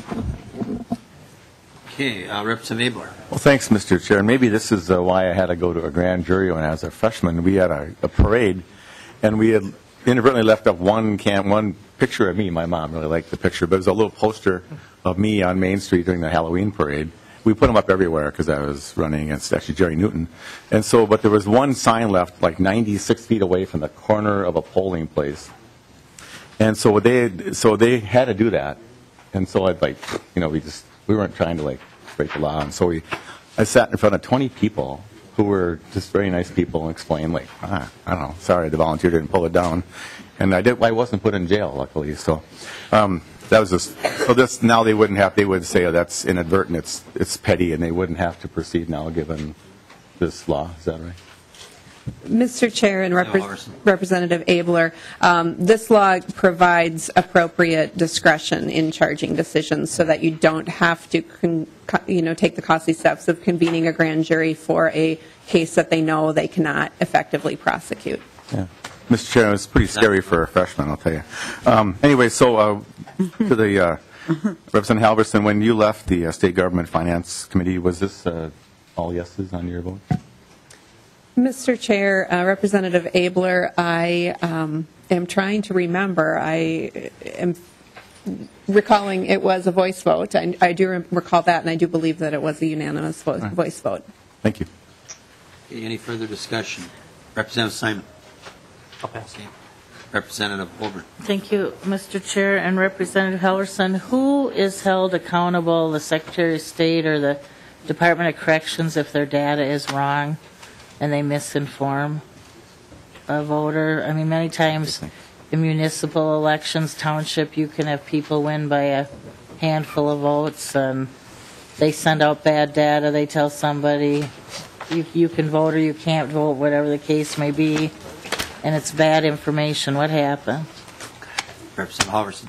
Mr. Chair, Representative Holberg, the data that are being shared are data that belong to the that are kept by the Department of Corrections. The communication comes from the Secretary of State's office. If the data are incorrect, the voter would have a chance, because it's a 65-day notice, they would have a chance to correct that data and challenge that misinformation if they believe that, because things do move rather fast sometimes. People might get their civil rights restored within that 60 days, 65 days prior to election, and they would have the opportunity to change that and update their voter status. Mr. Chair, Representative Holbert. who's held accountable if there's a mistake? If somebody is told their voting rights are restored and they really aren't, and they go vote and somebody wins by one vote, and later on they figured out that voter X was misinformed, who's accountable? Mr. Chair, Representative Holberg, because the Secretary of State's office sends out the notices, they have an accountability in this, as does the Department of Corrections. So I think that each individual case would, depending on where the data mistake may have been made, would have a different accountability. And Mr. Chair, do you know what the consequences would be? Mr. Chair, Representative Holberg, that is not included in my bill, and so I don't have consequences in this bill for that. However, I think that our data have, at the Department of Corrections, have been pretty consistently accurate. Mr. Chair, my point is not so much about if the data is correct or incorrect. You could have somebody who sent out the wrong letter, or pushed the wrong lever, and, yes or no, and I'm just curious if anybody will become accountable for mistakes in the system. Okay. Any further discussion? Seeing none, then the chair renews his motion where House File 637, the second engrossment, be recommended to pass and placed on the general register. All those in favor signify by saying aye. Aye. Opposed? No. Motion carried. We'll now go to House File 136 by Representative Hansen.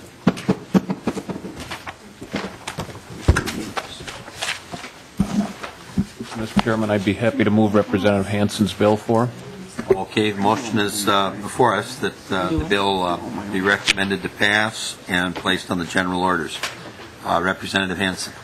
Thank you, Mr. Chair and members of the committee. House File 136 has been through a number of committees, and we've made some changes so that there is a small fiscal note for implementation, which occurs in the later years.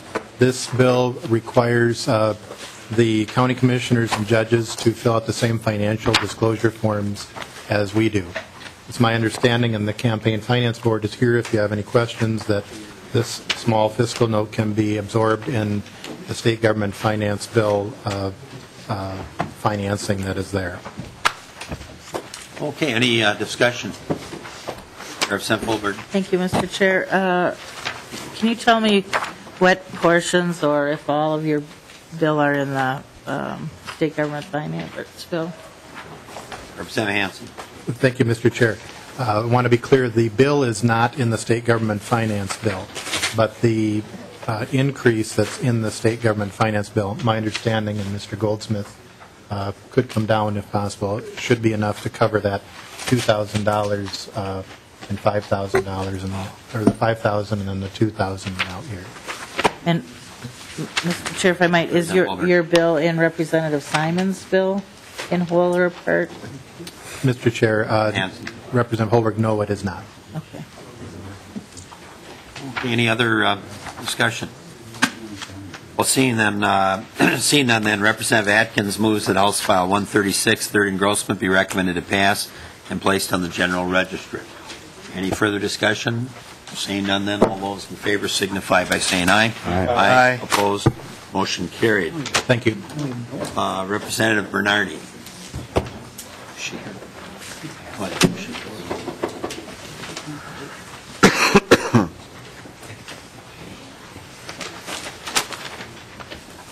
Representative Simon, this one comes out of your jurisdiction. Would you care to make a motion? I will, Mr. Chair. I move that House File 334 be recommended to pass and be referred to the general register.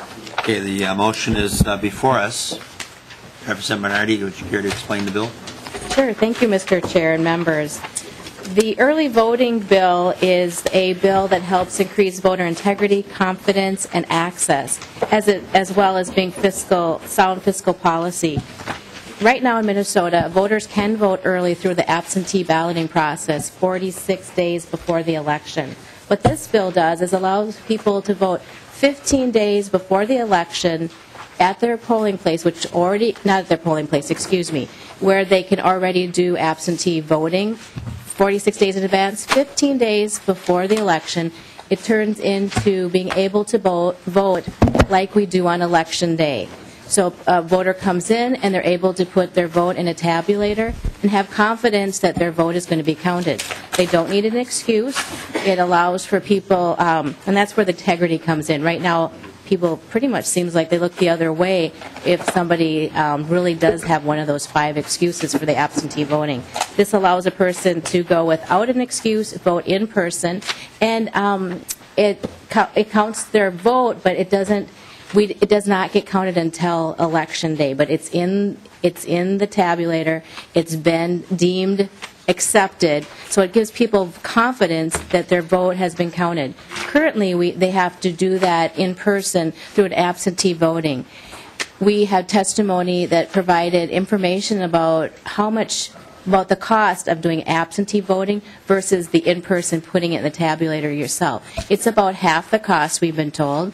They've done, in Ramsey County, they've done a lean process or quality improvement process or identifying that there's 22 steps in an absentee ballot, and there's 9 steps in actually just putting it into the tabulator itself. So there is a cost savings, and why that's really important to the local governments. Representative Sanders, I don't know if he was the day we had the hearing from Blaine, the woman has noted that it was a nightmare doing all these absentee ballots in person beforehand. I believe that's the word she used. I don't want to quote her on it, but it really helps local governments in processing people's votes if they can come in and just put it in the tabulator. The other one is it creates access. Right now, one way to describe it, it's like at airports we have early voting for seniors or people that need extra help or someone who may have a disability. And early voting creates an environment in which people can more easily get to the ballot booth if they have a disability or they're a senior. And the disability community did provide testimony that it really helps them feel more engaged in the process if they can vote like everyone else can. Right now, if they vote early, which is allowable, they have to go through absentee ballots. So if you want more testimony, I think right now the public feels like we already have early voting. I'm not going to comment on what party this is per se, but there's already mailers going out to people, vote early, early voting. Those words are used and people think they have it. We're just modernizing the system so that we do the most effective way and create the integrity, confidence, and access, and have fiscal sound policy in implementing early voting in Minnesota. And there's a lot. We're joining 32 other states that currently, I'm feeling confident about this, but we would be joining 32 other states that currently do this. Okay, any discussion on the bill? Representative Anderson. Thank you, Mr. Chair. And Representative Bernardy, can you just kind of walk me through and how this would work on the early voting? Where would people vote? How would this all take place? Okay, well, the structure of it. What is your vision for it? Well, thank you. We'd use a system that's currently in place for how we do absentee voting in person. And what it happens at a county auditor or a designated municipal clerk during 15 days before the election. Currently, people can go in person now and cast an absentee ballot, so we're using a system that's already in place. They would be able to go and vote in person during the week, and it would be from 8 to 4:30, I believe the hours are during the week or thereabouts. And then one day during the week, it would be 8 to 8 that they would be able to vote, and on Saturdays, it would be open from 10 to 5. Does that answer your question, what it would be like? Thank you, Mr. Chair, and Representative Bernardy. So does this prohibit it from taking place anywhere outside of the county auditor's office? Representative Bernardy. I am going to defer that. Prohibit is a strong word. I want to make sure I answer it correctly. If you don't mind, could I defer that to Ms. Fraser? Ms. Fraser. Thank you, Mr. Chair and members. Beth Fraser with the Office of the Secretary of State. The bill would only allow early voting in county auditors' offices and municipal clerks' offices. Representative Anderson. Thank you, Mr. Chair, and Representative Bernardy. What's kind of the structure? Do we have then individuals from all parties then that are present during these times to make sure that the integrity of the voting process is being upheld at all? Or unless Ms. Fraser has something different, that would still be possible. Ms. Fraser. Mr. Chair, Representative Anderson, this would be considered a polling place. And so just like in a polling place, parties would be allowed to send party-designated challengers. And Mr. Chair and Representative Bernardy, or maybe Ms. Fraser, so then will the Secretary of State then be reimbursing poll workers then for their expenses of being there for the 46 days, or how does that work? Ms. Fraser. Mr. Chair, Representative Anderson, the people who administer absentee voting or early voting or even the election judges and polling places are hired at the municipal level, and so the cost of those staff would be paid at the municipal or county level. And Mr. Chair and Ms. Fraser, do we require them to do this then, that they actually go out and seek the poll workers from all the different party entities to be present? Mr. Chair, Representative Anderson, they would need to have representatives from different political parties available, yes. Mr. Chair and Representative... As election judges. Okay, Mr. Chair and Ms. Frazier, is that actually stated in the bill? And if it is, can you point it out to me, please? Mr. Chair, Representative Anderson, I'll need to take a minute. Representative Anderson. And Mr. Chair and Representative Bernardy, while she's looking that up, I'm wondering if you can tell me, is that reflected, those costs then of having those people there for the, 46 days? Is that reflected in the fiscal note that we have here today? Representative Anderson, I'm not sure what you're referring to, the 46 days. Currently, however many days that you have it. It's 15 days. And currently, there are people that are already at those locations, and they're already having people from both parties, as I understand, in those offices when people come in to vote early through absentee voting.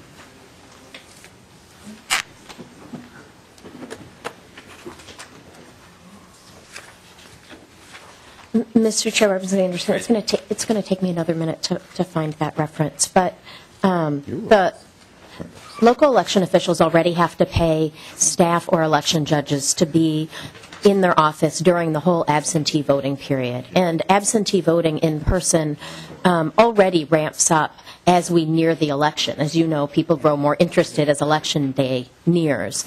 And so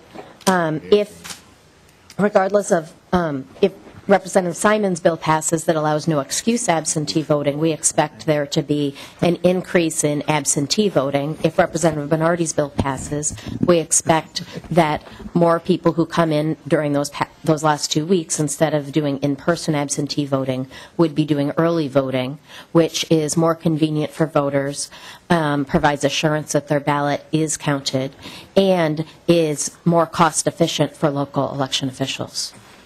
Okay, and Mr. Chair, and I don't know if this is for Representative Bernardy or Ms. Frazier, can you tell me on when are they going to be tabulating the votes then that come in? Is that going to be every single day, or is that going to be at the end of the 2-week period?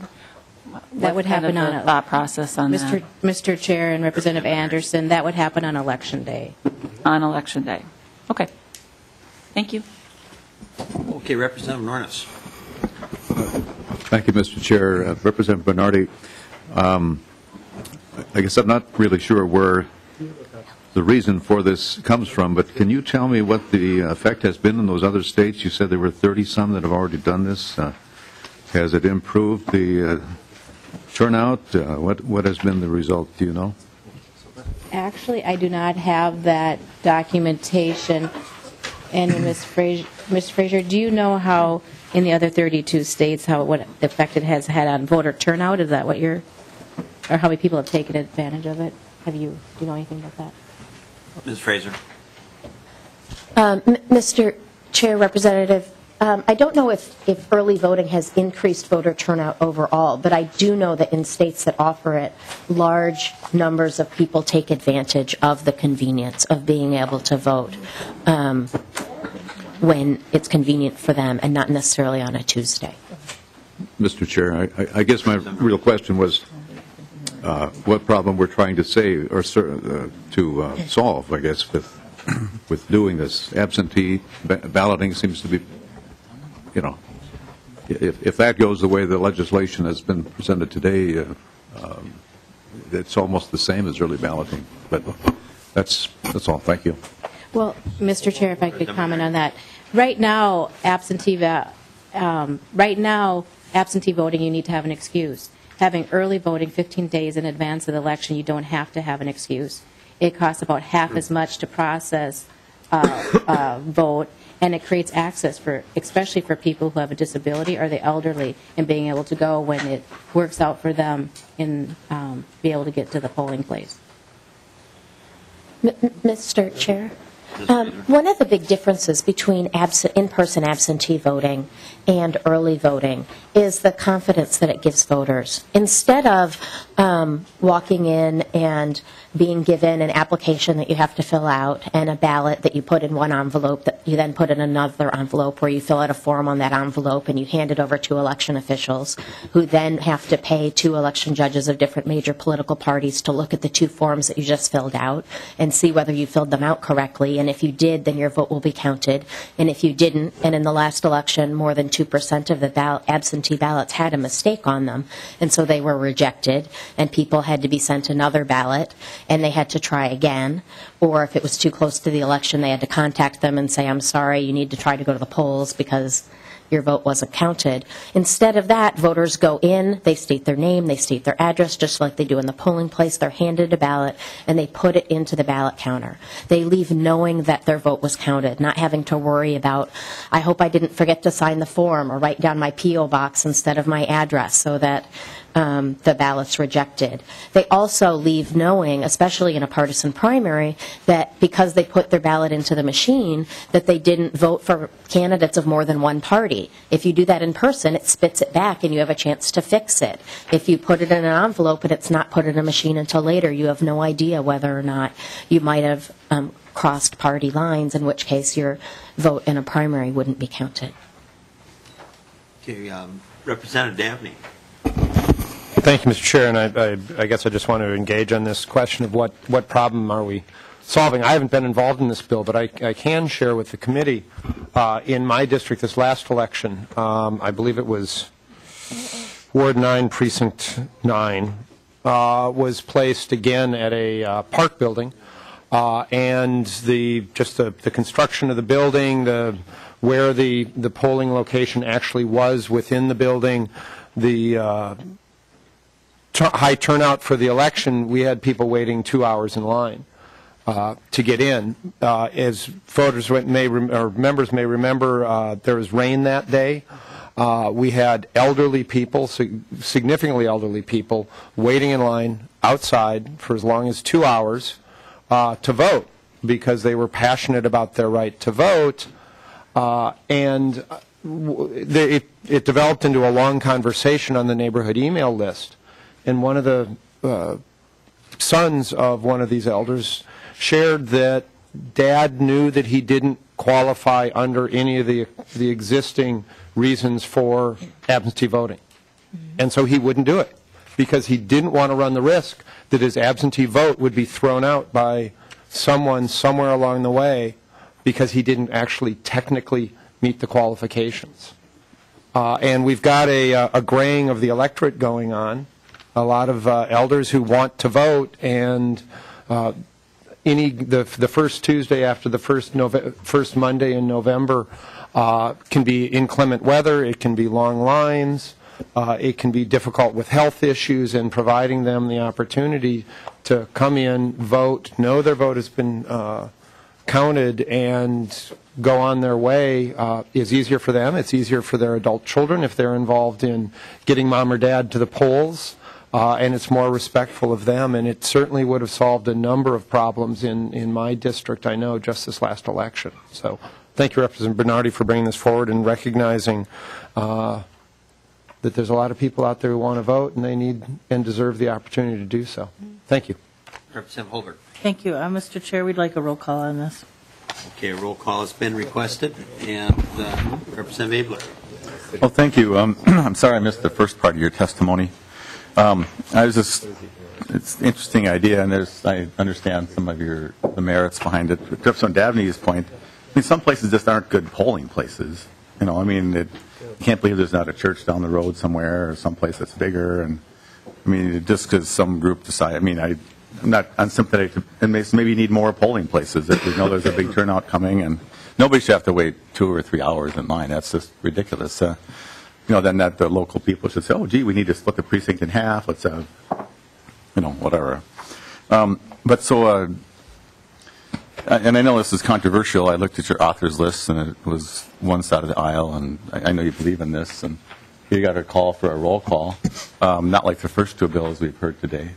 And so, I don't know, is there some way to find some middle ground on this? If you tried to reach out to the people who spend much more time on this than me, Representative Bernardy, you're kind of a bipartisan type. I remember from the past when you were here, we were working education issues. And how's that going, the outreach part? Representative Bernardy. Thank you, Representative Abler. As what we've been finding is more people learn about it, they become more comfortable with it, and so I'm remaining hopeful. I know Representative Sanders, we need to follow up with him on, I mean, his city is really feels strongly, the person who runs the elections feels really strongly the importance of this. So I'm hoping as people become more educated that we'll get more support. So frankly, I'm optimistic. Mr. Chair. Representative Abler. I appreciate optimism. Thank you. Representative Anderson. Thank you, Mr. Chair. And Representative Bernardy or Ms. Fraser, whichever one, can you tell me, because this would be just an early ballot, is it going to be treated similar like the absentee ballot, that if there was a problem, say a felon voted erroneously, would we be able to get that ballot back or no? Mr. Chair, Representative Anderson, in neither case is the ballot retrievable. I mean, an absentee ballot is put in an envelope and put aside. However, there are not verifications done between the time when the ballot is, when the voter turns in the ballot and when it is counted on Election Day. Well, Mr. Chair and Representative Fraser, isn't it true, though, when you have your absentee ballot, they're still held in the original envelope that has the individual voter's signature on the envelope itself? Mr. Chair, Representative Anderson, that's true up until 5 p.m. the Friday before the election, at which point election officials are allowed to go through the accepted absentee ballots and take them out of the envelopes and begin feeding them into the machines. And so, Mr. Chair and Ms. Fraser, so is that how these early votes would be handled, that they would be in an envelope with the individual signature on the envelope to show that who that voter is, or no? Or is this, I think you said that they would automatically go into the counting machine, isn't that correct? Yes, Mr. Chair, Representative Anderson, they are put into the ballot box just like they are on Election Day. So if a felon erroneously voted, realized it after the fact, and wanted to try and get back their ballot, they would not be able to get their ballot back. Is that correct? Mr. Chair, Representative Anderson, that is true. Representative Anderson, I have the answer to your previous question, and the requirements for election judges of different political parties is not found in this bill. It's found in the base election law, so either in Chapter 204C as in CAT, which regulates activities on Election Day, and because this is considered a polling place, that would have some control, as well as the absentee ballot chapter, which is 204B as in boy, which also requires that ballots be processed by election judges of different major political parties. And Mr. Chair and Ms. Fraser, would that apply since it's in the statute that's for Election Day provisions?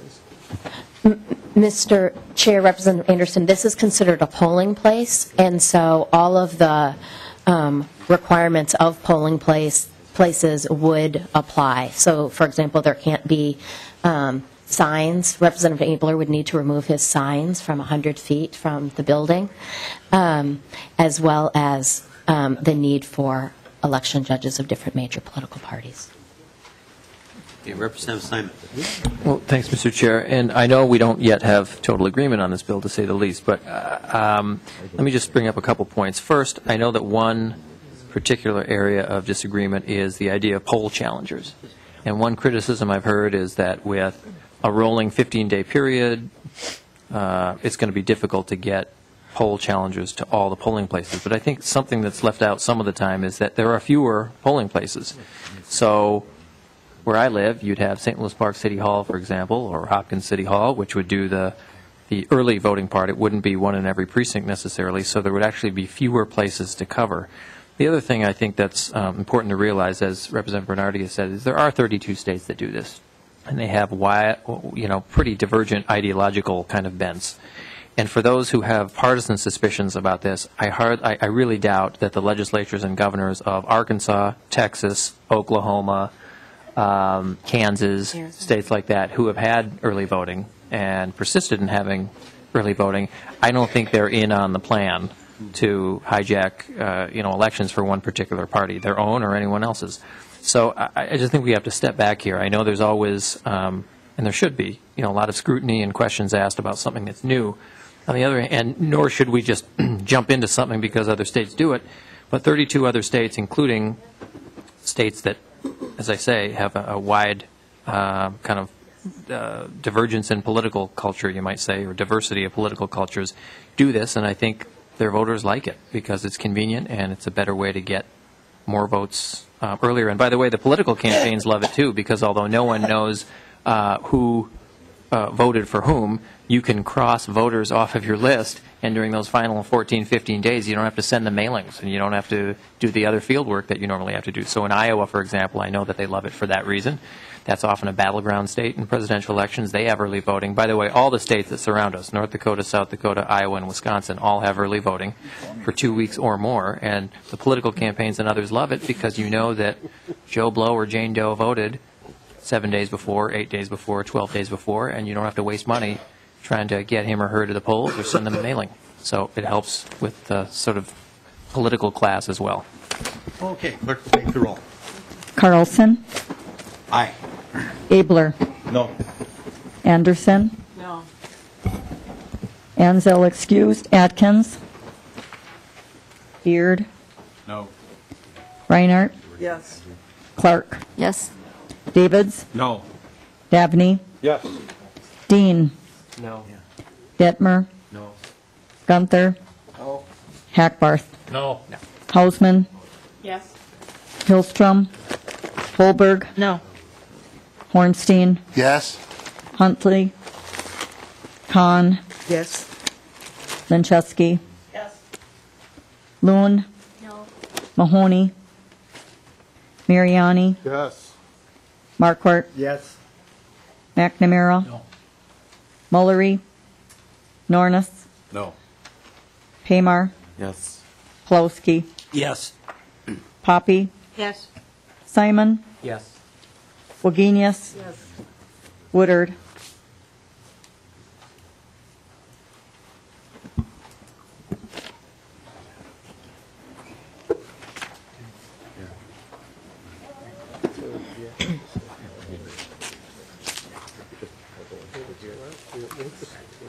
Being 15 ayes and 12 nays, the bill is passed and be placed on the general orders. We now have Representative Sanders' bill. Mr. Chair, I'd like to move House File 591, recommended to pass, refer to the General Register unless it needs to go somewhere else. No, that's the motion I think we need. Okay. Okay, so the motion is before us. Representative Sanders on your bill. Thank you, Mr. Chair. Good afternoon, committee members. House File 591 seeks to provide some answers and some solutions to what do you do if there's a vacancy in nomination for partisan office. Clearly, this has happened a few times in our recent history. Missouri in 2000, I think it was, with Carnahan-Ashcroft. 2002, in our state, Senator Wellstone died in a plane accident. And then again, we had a situation this past election cycle with the former lawmaker from Duluth when the state Supreme Court decision came back in the generalist of layman's terms. They basically said candidate could withdraw at any time for any reason, which is obviously a big problem. So we started out working with the Secretary of State's office in a bipartisan group, yes, technically in the interim, before the session started, and came up with this solution that we think works and mathematically works to provide the best solution. There's no perfect answer here because there's so many different moving parts. We believe that this is the best solution. Another reason that this bill is in front of you is the fiscal issues. There is no direct fiscal cost unless there is a statewide recount, in which case it is, correct. a new statewide election, which would cost about $3 million approximately. But that is only dispersed if there would be a new statewide election. Okay, any discussion? Representative Holberg. Thank you, Mr. Chair. Representative Sanders, I believe they put an amendment or language in Representative Murphy's bill to provide the funding mechanism should this happen. Is the language of your bill also in Representative Simon's election bill? Representative Sanders. Thank you, Mr. Chair. Representative Holberg, yes, it is. All right, thank you. Okay, any further discussion? Seeing none, then, Representative Holberg moves that House File 591 be recommended to pass and placed on the general register. Or renews her motion. By the way, the reason that this is here is the potential cost. So that was why it was re-referred from the House floor back to Ways and Means. And Mr. Marks, if you could comment on that, I think we want to clarify why it was referred back. Mr. Chair, members, it's relative to the comment I made before that the fiscal note states that there's the potential for up to a $3 million cost if there would have to be a new statewide election, as Representative Sanders referred to. And that would be pretty rare, but we did have to cover it. And we talked about that, Representative Sanders. I don't know if you were here when we touched on that or not. Okay. No further discussion. All those in favor signify by saying aye. Aye. Aye. Opposed? No. Motion carried. Thank you, Mr. Chair, members. You're very welcome. We meet tomorrow, Tuesday, April the 16th, 10 a.m.